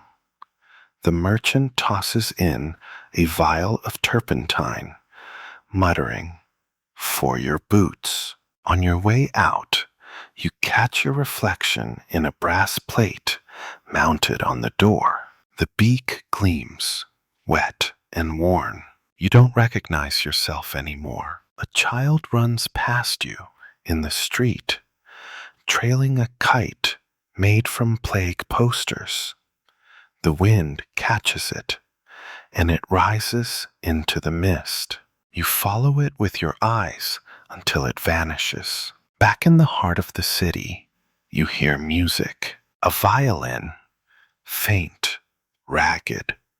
Someone playing on a rooftop, perhaps, or behind shuttered windows. The tune is old, melancholic. It weaves through the alleys like smoke, wrapping around your beak and tugging at your memory. You pause beneath an archway, letting the notes linger. Music doesn't cure. It doesn't protect, but it reminds. You mark the sound in your ledger. Heard music near the fish market. Violin, in tune. It matters to you, even if no one else reads it. At twilight, you pass a funeral cart returning from the hills. The driver nods at you. You count the bodies beneath the canvas by the spacing of the ropes. 9. Today was better than yesterday. You enter your quarters, remove the mask, and let your lungs drink in unfiltered air. It doesn't smell like herbs. It smells like ink and mold and the faintest trace of human grief. You place the ledger beside your cot and sit for a long time, hands still gloved. Then, quietly, you whisper one of the names, just one, to prove you remember. You wake before the bells, not from dreams, those have stopped, but from the weight of the mask beside you, its curved beak leaning against the bedpost like a sleeping animal. Your room is dim, lit only by the faint gray wash of dawn pushing through the shutters. The city's still asleep, or pretending to be. You rise slowly and begin the ritual. Layer by layer, you armor yourself in fear. Undergarments first, thin, threadbare linen you haven't washed in days. Over that, your waxed tunic, your gloves, your boots, the cloak stiff with dried rain and memory. Finally, the beak. Today's blend is frankincense, thyme, and cardamom, a curious mix that smells oddly festive. Someone gave it to you at the chapel yesterday, whispering, "This was my husband's recipe." You thanked her with a nod, because words would have broken the moment. Outside, the city is quieter than usual. No screams, no carts. Even the birds seem cautious. You walk through narrow lanes coated in dew, the scent of your beak preceding you like a strange herald. Your first stop, the orphan ward. It's a converted boarding house on the edge of the university quarter. A nun opens the gate, her face hidden behind a veil of linen soaked in rose water.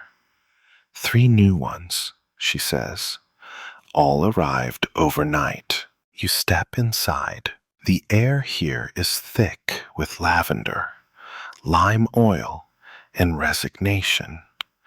Children lie on straw mats, some sleeping, others staring at the ceiling with wide, silent eyes. You kneel beside the first, a boy no older than 6. His fever has broken. His fingers twitch in his sleep. No visible buboes. You nod once and move on. The second, a girl, stirs as you approach. "Birdman," she whispers. You pause. "I had a dream you flew away," she says, voice thin. "You took the clouds with you." You want to ask what that means, but the mask is a wall, not a bridge. You place a sachet of marjoram and dried mint beneath her pillow and move on. The third child doesn't wake. You kneel, gently lift the sheet. Her face is serene, still warm. You listen, but there's no breath. You close her eyes, then rise, turning to the nun. "She came too late," she says quietly. They always do. You leave the ward with 3 entries in your ledger. 2 alive, 1 crossed with a simple line. Outside, a man approaches, mid-30s, wearing the tattered robes of a scholar. "Doctor," he says breathlessly, "they need you at the northern gate. There's something unusual." You follow him through twisting alleys until you reach the edge of the city walls. There, just outside the gate, lies a pile of corpses, not arranged, not covered, dumped. "They brought them last night," a guard says, "from the countryside. Said there was no one left to bury them." You step closer, heart slow but steady. At first glance, It's a typical scene, death upon death, tangled limbs and open mouths. But then you notice something odd. Every corpse is wearing a mask. Not your kind. Simple cloth masks. Black. Handmade. Pulled tightly over mouths and noses. You crouch beside one, a woman, maybe 40, bruised around the eyes. No sign of plague rash. No swelling. No blood. Just stillness. You inspect another, a child, mask in place, eyes closed, not contorted in pain. Then a third and a fourth. None of them seem to have died from plague. Could it be something else? The scholar asks, voice trembling. You hesitate. Historians still argue whether some plague deaths were misdiagnosed, or whether fear killed faster than infection. Heart failure, starvation, suicide, entire families locked in by neighbors, left to die in the name of safety. You rise, turning slowly toward the guard. These people didn't die of plague, you say. They died of abandonment. You spend the next hour documenting them, carefully, respectfully, not because anyone asked you to, but because someone should. You note the clothing, the position, the condition of each mask. Some were hand-stitched, others torn from linens. You don't burn them, you bury them, or rather, you help carry them to a trench the guards begrudgingly dig under your quiet direction. It's not consecrated ground, but the earth is soft. Before the last body is lowered, you pause. From your satchel, you pull a pouch of hyssop and chamomile, your mildest blend. You open the beak and press the herbs inside, then gently place the mask on the final body, a gesture of recognition, a reminder that someone came. Back in the city, dusk settles like ash. You walk through a square where someone has painted, in charcoal, the words, "Plague wears many masks, not all of them beaked." You stop, touch the wall with your gloved fingers, then turn and disappear into the evening fog. Tonight, the air tastes like rust. You can sense it through the beak, beneath the usual cocktail of sage, marjoram, and the last of your cardamom. It clings to the rooftops and gutters, an invisible fog of blood-tinged dread. Somewhere nearby, a fever has broken, or someone has begun to bleed. Either way, you head toward the scent. You arrive at a tenement near the tanner's quarter, a building swollen with too many families and not enough air. The stairs groan under your weight as you ascend, each step slower than the last. The landlord meets you at the landing, wringing a cloth between his hands. "Second floor," he whispers. "Room on the left." She's locked herself in. You nod. You approach the door and tap gently with your cane. Silence. Then, a thud. Something falling. You try the handle. Bolted. You lean in, voice muffled behind the beak. "I'm the doctor. I can't help unless you let me." A pause. Then, a rasping voice. "You'll just mark me, like all the others." You don't argue. You step back, remove a small scrap of parchment from your satchel, and slide it under the door. It reads, "I will not mark. I will only listen." A beat. Then the bolt clicks. You enter a room dimly lit by a single candle. The woman lies on a cot, face flushed with fever, eyes sharp despite it. Her arms are wrapped in cloth strips, soaked in something dark. "I cut them," she says, "to let it out." You glance at the stained linens, then at the basin beside her, half filled with garlic water and ashes. Historians still argue whether bloodletting helped or hastened death during the plague. Some physicians swore by it. Others watched too many patients fade after the third or fourth bowl. Here, it's just one more act of desperation. You crouch, keeping distance. "You're not dead yet," she laughs. It comes out as a cough. You say that like it's a good thing. You reach into your satchel and pull out a bundle of bay leaves and dried orange peel, wrapped in soft cloth. You set it near her pillow. "Breathe through this." She squints.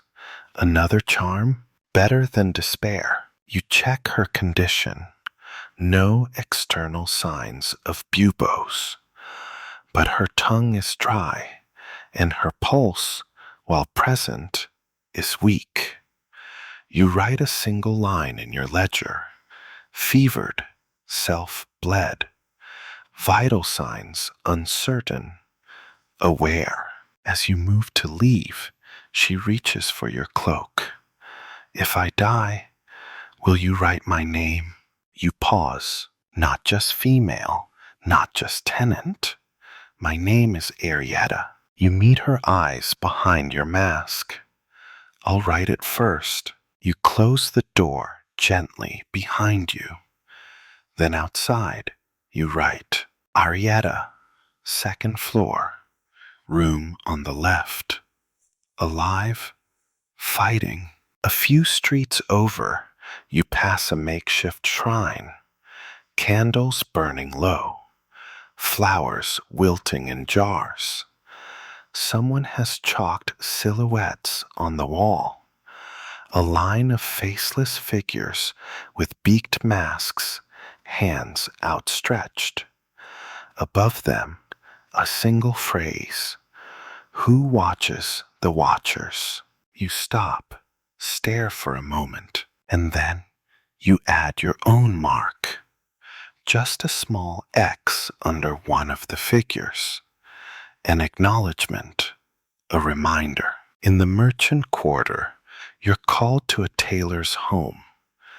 A man lies in the center of his shop, covered by a bolt of fabric. His wife stands beside him, arms folded tightly, as if holding herself together stitch by stitch. "He asked to be buried in silk," she says. "Said that he wanted to leave the world wrapped in something he made." You lift the fabric gently. His face is calm. No sores, no bruises, just stillness. You smell something faintly sweet, mandrake root perhaps. You glance at a cup near his hand. Empty. You don't ask questions. The wife sees your eyes through the lenses. "He didn't want to suffer," she says. Can you mark it as plague anyway, so no one gets in trouble?" You nod, and you do. Later, as the sun dips behind the bell tower, you pass a small group of students in the square, reading aloud from a scroll. They're laughing, reciting a satirical play banned during the last outbreak. When they see you, the laughter falters, but doesn't stop. One bows dramatically, A performance for the good doctor? You tilt your head in approval. Historians often neglect how laughter survives even the plague. Jokes whispered in alleys, songs turned morbid, puppet shows mocking death itself. Not because people aren't afraid, but because laughter is the only thing death can't digest. You walk on, listening. At the city's edge, you visit the infirmary one last time. A nurse hands you a folded note from the child, the one with the marjoram. You open it. It's a drawing, a stick figure in black with a very long nose. Beside it, a sun, and under both, a crooked heart. You stare at it for a long time. Then you tuck it into your ledger, not under the records, under your cloak, close to your chest. Night drapes the city in a velvet hush, pierced only by the soft splash of water in the canals and the crackle of distant hearths. You walk slower now, not from exhaustion, though that hums in your bones, but because after so many days of plague, you've learned the world changes after sundown. Grief gets louder, so do ghosts. You're heading to the stone bridge, the one locals call the crossing, not because it spans water, but because bodies are often left beneath it at dawn. Easier than carrying them to the ward, easier than saying goodbye. As you approach, you hear quiet singing, a woman's voice. The melody is old, minor, lilting, with no real resolution. You recognize it, an old lullaby once sung during famine years, the kind of song meant to distract children from hunger or death. You round the corner and find her there, sitting on the ground with her back to the wall, cradling a bundle in her arms.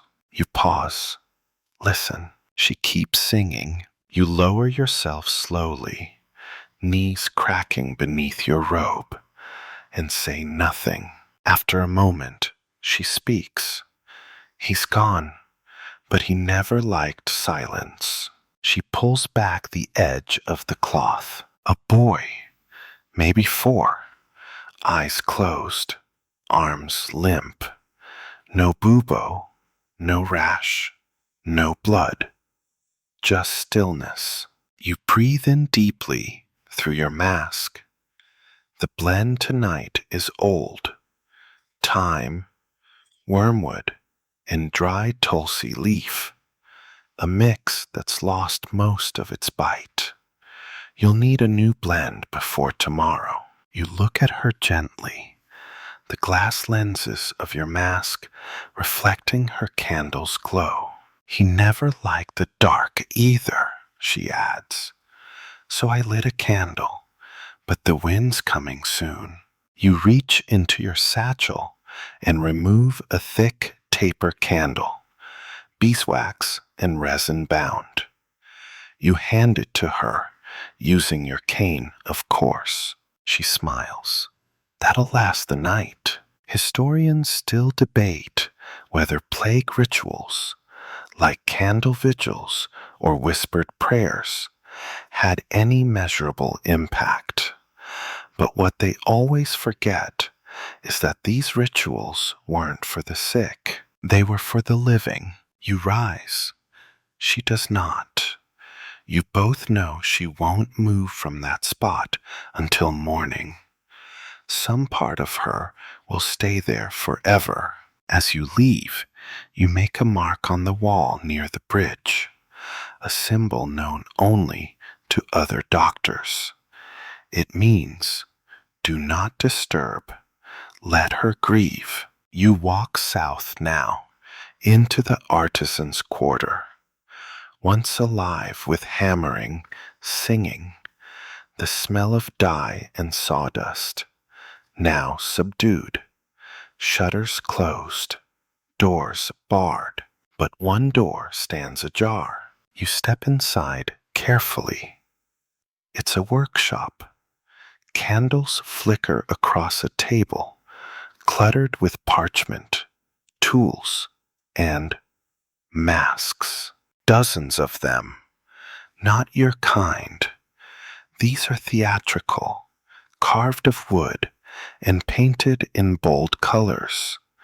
Tragedy, comedy, vanity, madness. You hear a cough, then another. In the corner, an old man leans against the wall, one hand on his chest. I was making them, he rasps, for a festival that never came. You nod. You remember the posters. They were supposed to celebrate the city's patron saint. Instead, they were used to cover body counts. He gestures weakly to the table. You wear a mask too, don't you? I do. Strange, isn't it? He says, wheezing. How the face we show is never the one we need. You walk slowly toward him. There's a bowl of paint at his feet, a brush in his lap. He was painting until the very end. You kneel beside him, check his pulse. Gone. You look at the mask in his lap. It's blank. No eyes, no mouth, just a smooth, white face. You place it gently on his chest, close his fingers around it, and write in your ledger, Mask Maker, found with unfinished work. No signs of panic, died with dignity. You leave a satchel of elderflower and rosemary beside him, not because it will purify the air, but because he'd recognize the scent. Outside, you take a longer path back toward the city center, winding through alleys too narrow for carts, where vines grow unchecked and cats stalk from roof to roof. You pass a mirror shop, its windows boarded. One mirror remains outside, leaned up against a crate. You catch your reflection. The mask, always the mask. You lean forward, inspecting it for cracks or wear. But what draws your attention isn't the beak. It's your posture, the slump, the weight, the fact that you no longer look like a person. You wonder what your face looks like beneath the glass and leather and layers. You haven't seen it in weeks, maybe months. You reach up, but stop just before the strap. Not here, not yet. Instead, you straighten your back, turn away, and walk on. A dog barks somewhere in the distance. A church bell rings, just once. You pull your cloak tighter around your chest and vanish once again into the night. The bell tower marks the hour with two slow chimes. Not midnight, not yet, but close enough that the streets feel different, quieter, hungrier. You walk faster through the northern quarter, where the fog thickens and the buildings lean close like conspirators. The scent in your beak is sharper tonight, a last-minute mix of bitter orange, sandalwood, and black pepper, gifted by a nun who said it once cured a merchant's migraine. You don't believe her, but the warmth of the blend is comforting, like a fire trapped in your chest. You arrive at a small courtyard lit by a single lantern. 3 men wait there, cloaked in brown and clearly uncomfortable. One carries a clipboard. The others wear masks, not yours, but cloth wrappings soaked in alcohol. The first man steps forward. "We're from the city treasury," he says.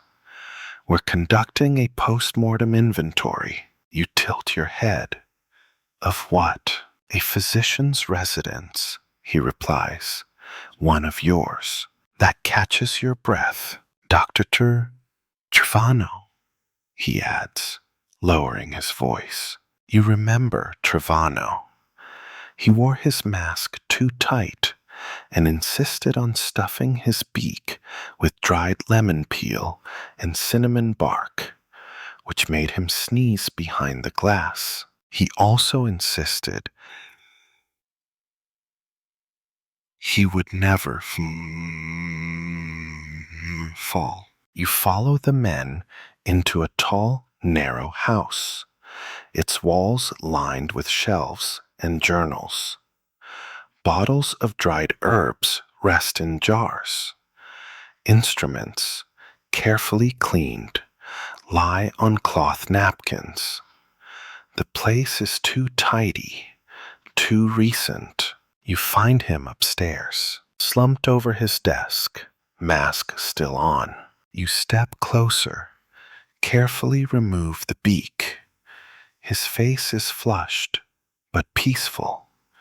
No sores, no bleeding, just stillness. The kind of death that doesn't announce itself. The treasury men begin rummaging. Notes, ledgers, satchels of dried yarrow and angelica. "We have to record what he owned," one says. "Public property now." You stand beside them in silence, then speak. "Give me 20 minutes. "Why?" "Because you're in the presence of a man who gave his life for strangers." They hesitate, then leave. You sit at Trevano's desk. His last entry is short. The coughing is worse. Could be coincidence. Could be not.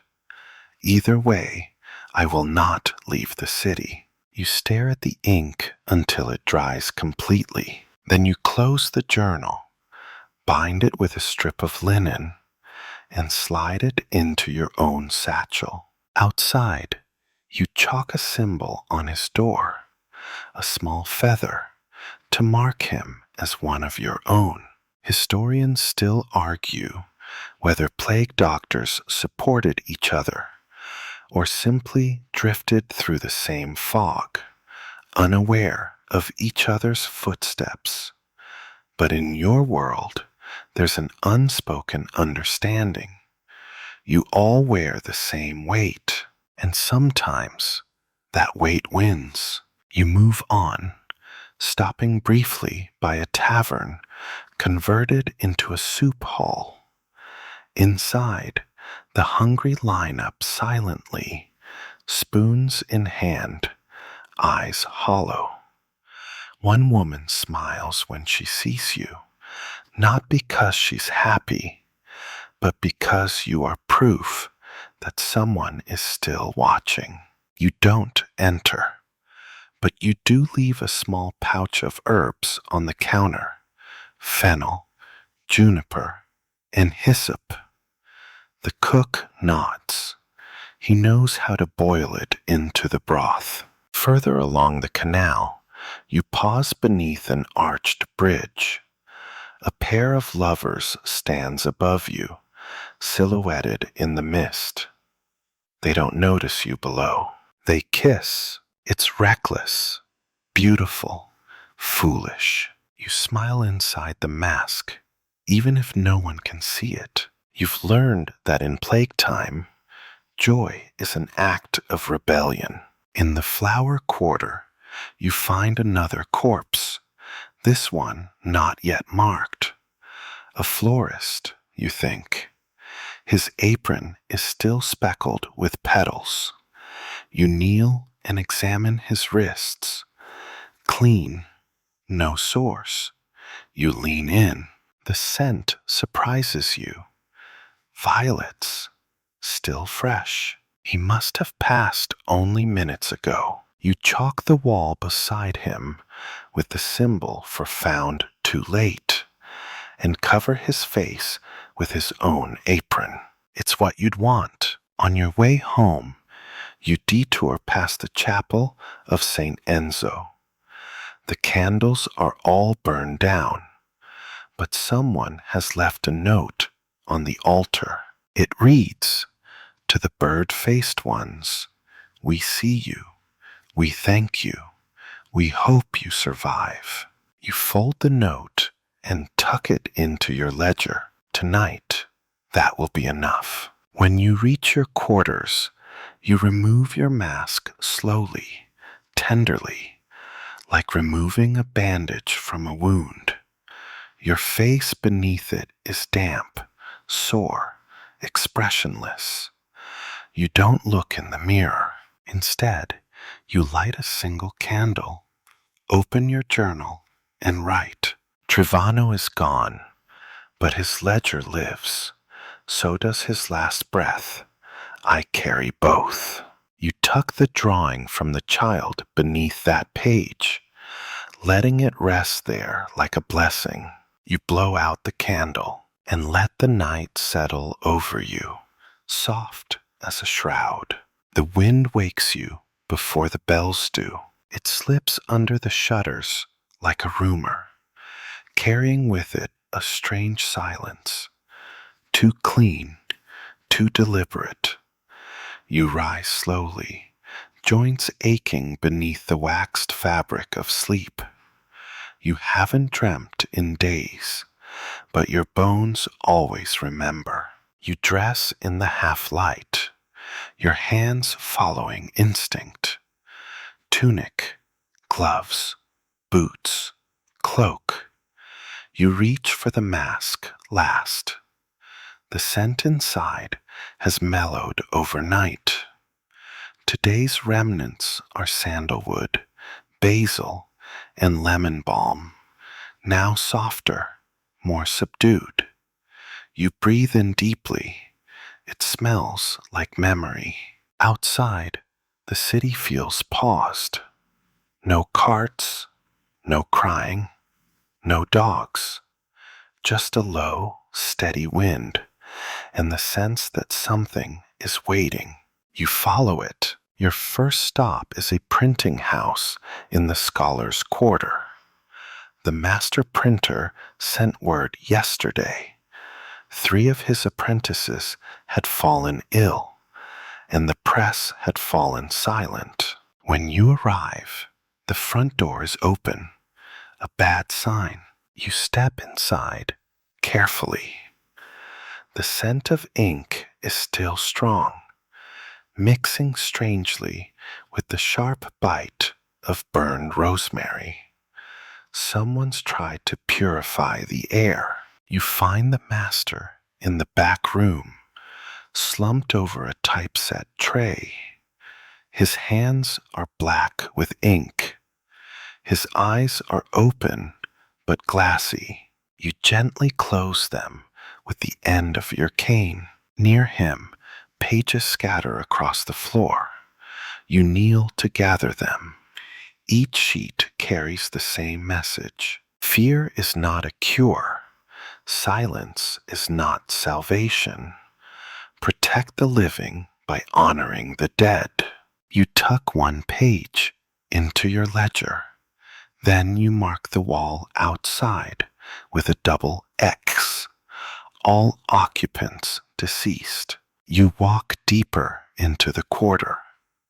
The wind pulls at your cloak, curling it around your legs.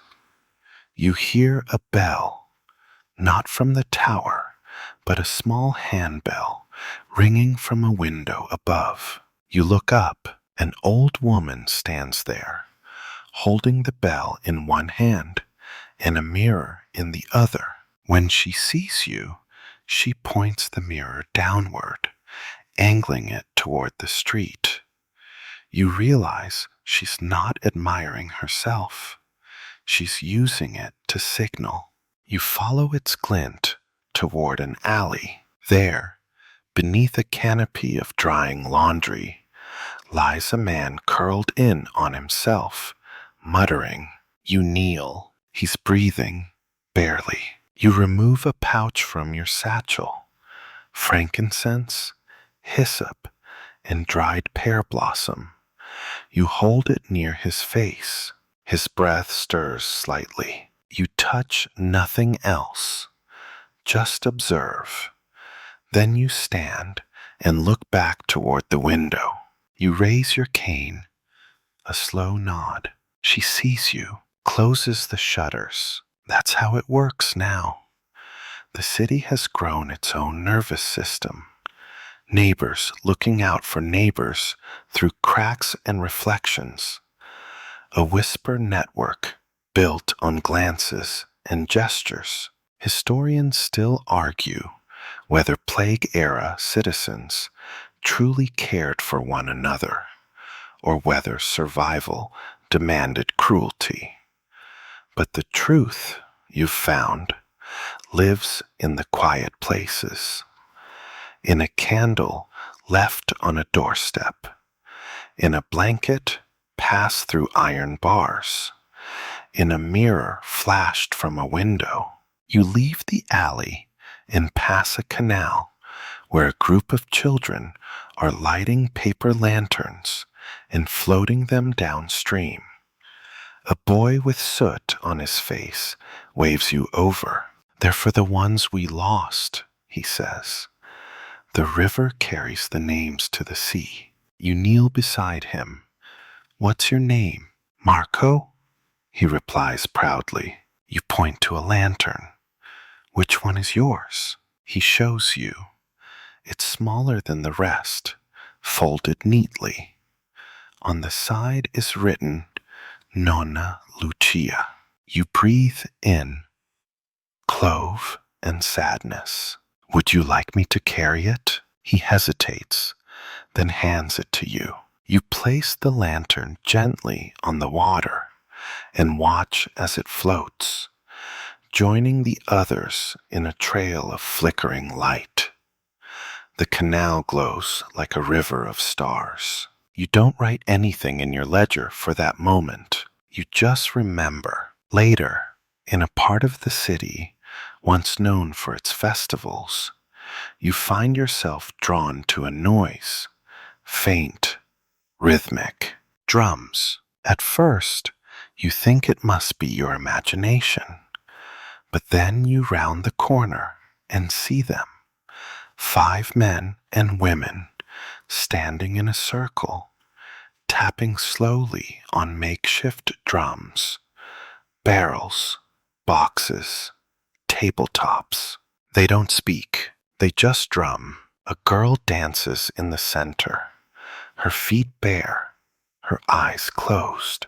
They don't stop when they see you. They drum louder, not in defiance of death. You stand there, still and silent, letting the beat move through you like a second pulse.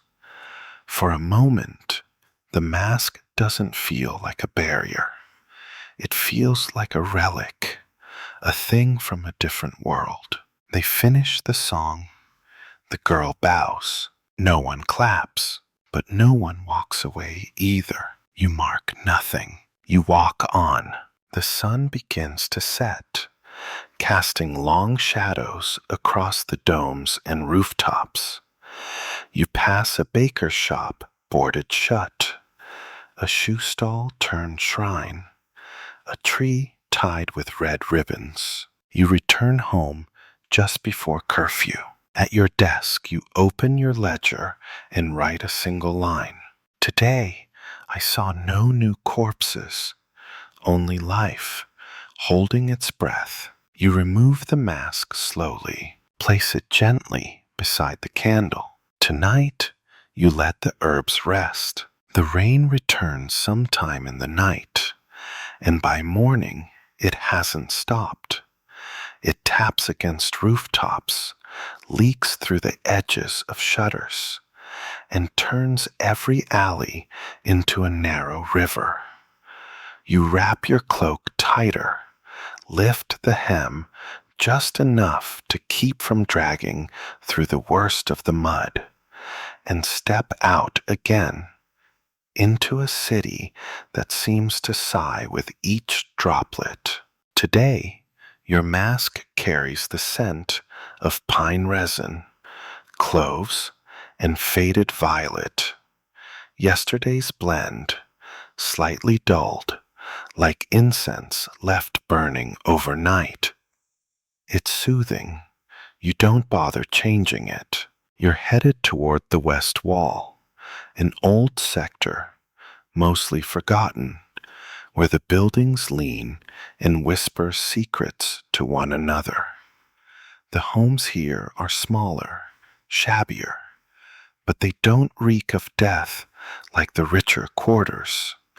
Here, people still check on one another, or at least they try. You find the woman sitting on her steps, barefoot, rain soaking her skirts.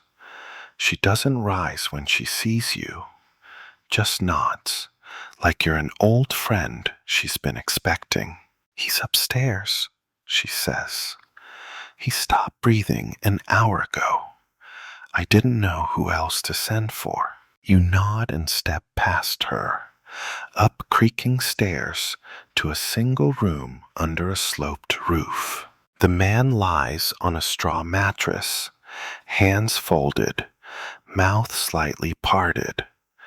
There's a doll beside him, wooden, hand-carved. You check for signs. No bubo, no lesions, no dried blood, just stillness. A heart that gave up before the body did. You write in your ledger, deceased, male, mid-30s, no external signs. Doll beside left arm. You linger. Something about the doll keeps tugging at you. You reach out with your cane and lift it slightly. It's not a toy. It's a replica of your mask. Crude but unmistakable. Long beak, painted black, 2 white dots for eyes. You tilt your head. The woman appears in the doorway behind you. He used to carve them, called them guardians. Said if he put one near someone sick, they'd feel less alone. You nod. Did it help? She shrugs. He's the only one who ever made it out of the hospital alive. You leave the doll where it is. Outside, the rain intensifies. You visit the clockmaker's shop next. You've heard ticking there for days, even though the shutters are closed and no customers enter. You find him in the back room, surrounded by clocks, dozens of them, some ticking, some not. He doesn't speak when you enter, just gestures to the wall. One clock is different. Instead of numbers, it has tiny masks where the hours should be. 12 little birds with glassy eyes and long noses. "I made it for you," he says softly. You step closer. "It doesn't keep time," he adds, "just rhythm." He lifts a small hammer and strikes a chime at the center. The sound that follows is hollow, metallic, and strangely soothing. A soft chung that echoes without echoing. You nod. You write in your ledger, "Clockmaker, lucid, no symptoms, creating something strange and beautiful." He offers you one of the masks, a miniature carved in wood, string attached. You take it. You tie it around your wrist. Further along your route, you visit a school, now used as a storage hall for supplies.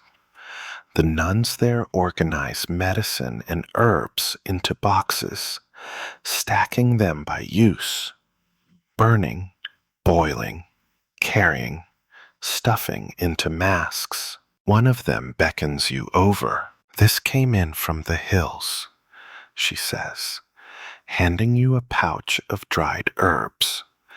They call it Death's Lullaby. Mix of lavender, wormwood, and crushed poppy pod, supposed to calm the air or the soul. You add it to your satchel. Back outside, you stop in the middle of a street where someone has hung dozens of masks from laundry lines. Not plague masks, but carnival masks. Painted, sequined, some cracked, some fresh. They sway in the wind, dripping rainwater like tears. You count them as you pass. 22, one for each member of a household, a memorial, or just art. You'll never know, but you write it down. At the hospital gate, a boy runs up to you. He's breathless, soaked, holding a folded paper. They said to give this to the bird doctor. You open it. Inside, a note written in shaky handwriting. "I didn't know how much I needed to be seen until you stood at my door and didn't run." No name, no address. You write, "Letter found, anonymous, read twice." As night creeps in, the rain finally softens. You make your way back through glistening streets, your cloak heavier with water and memory. You pass a mirror shop again. This time, you pause. You remove the miniature mask from your wrist. You hold it up to your own reflection. Your Beak silhouette dwarfs it, like a parent holding a child's toy. You tie it gently to your satchel strap, a reminder of the clockmaker's gift and of time that doesn't measure hours anymore, only presence. When you return to your room, you don't write in the ledger right away. You sit and breathe through cloves and lemon balm, through wood and wax. You remove your mask slowly, then pick up your pen. Tonight's entry is simple. I was remembered by someone I didn't save. And that might be enough. The fog is thick again this morning, so thick it curls around your ankles like something alive, clinging to your boots as you step into the day. It muffles everything: footsteps, wheels, the occasional distant cry. You move slowly through it, not because you're tired, though you are, but because the city feels like it's holding its breath. Your mask is freshly packed today. You took your time with the blend: rosemary, cedar, fennel seed, and just a shred of dried fig. It smells like a garden, trying to remember what sweetness was. You're headed east, toward the old monastery, now used as a holding ground for the recently dead. Not a morgue, those are full, but something in between, a waiting room for the end. When you arrive, a monk greets you with red eyes and a rope belt tied tighter than necessary. "We've begun losing names," he says. "Too many to keep track." You nod. "I'll write what I can." Inside, the walls echo with nothing. Rows of bodies, each wrapped in cloth, some labeled, many not. You make your way down the line, counting softly to yourself. Hands clasped, faces covered. Occasionally, a foot or an arm escapes the linen, a final protest from the body that once was. You pull out your ledger. You begin. Monastery Hall. 73 laid out. 47 unlabeled. 2 with family letters pinned to chest. One such letter reads, "Forgive us, Maria. We tried." You tuck it gently into your cloak, not because it belongs to you, but because it shouldn't be forgotten. As you work, you hear humming, low, mournful. The monk again. He's sweeping, not quickly, more like he's brushing dust off memories. Outside, a procession passes. 5 carts pulled by thin horses, each loaded with wood for burning or building coffins, sometimes both. A child walking beside the procession sees you and waves. You raise your cane in reply.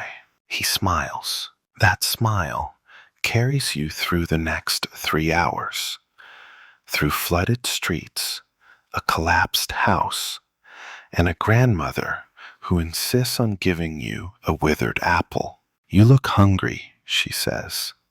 "Birds get hungry too." You accept it. Tuck it into your satchel. Add a note. "Gifted fruit, East Quarter. Refuse nothing." Later, you find yourself in the square beneath the great cathedral, where a group of painters have begun working again. Their canvas is the wall. Their palette, ash, mud, and plant dyes. They're painting faces, not saints, not martyrs, just people. One of them, young, smudged with ochre, approaches you. "Would you let me paint your mask?" You hesitate, then you nod. He doesn't ask you to take it off, just tilts your head this way and that, sketching fast, bold strokes. "You look like a storm bird," he says, "something between a man and a prayer." You don't reply, but you stay until he's finished. He hands you a scrap of parchment with the sketch. You fold it, careful not to smudge it, and place it in your ledger. Not a body, not a bubo, but proof you were seen. You continue to the southern gate, where the guards nod as you pass. They've stopped asking your name. To them, you are function, purpose wrapped in waxed linen. You check on the innkeeper's wife, fever broken, cheeks regaining color. Her daughter offers you a biscuit wrapped in cloth. You check the baker's son, still coughing, but stronger. His brother whispers, "I think the herbs help." You nod. "They help me too." By dusk, you've seen 19 patients, written 14 names, marked 6 homes, accepted 5 gifts,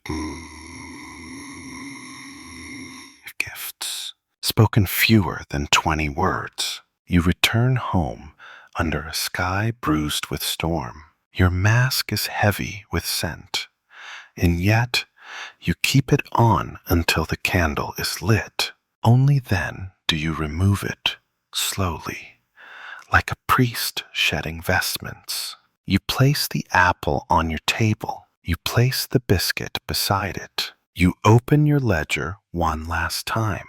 Tonight you write, "No new doctors arrived, but no old ones died." I think that counts as a kind of miracle. The plague still breathes, but so do I, and the bird still walks. Then you close the book, blow out the candle, and let the quiet hold you. And now the fog drifts back in, soft and slow, like the closing breath of the city. You hear no bells, no cries, only the rhythmic hush of wind against old stone, the sigh of your cloak as it settles beside your bed, and the whisper of herbs cooling in the hollow of your beak mask. You've seen enough for now, enough doorways left open, enough letters folded and never sent, enough faces that linger behind your glass lenses, long after you've walked away. But in this moment, it all begins to quiet. The city still lives, but it sleeps, fitfully, like a child in a fever. And in its dreams, perhaps, it sees you walking the empty streets, a long black figure with a curved beak, neither monster nor savior, just present, steady, kind, someone who counted the names, someone who showed up. Let the day fade behind you now. Let the masks fall away. Let your breath slow, like the pages of your ledger closing one by one, soft and unhurried. You are safe here, for tonight there are no more knocks, no more soot on your boots, no more names to write, only silence, only rest. You made it through another day. The city saw you, and somewhere, in a child's drawing or a candlelit window, you are remembered. Now lie still, let the shadows dim, and sleep, little bird doctor, sleep.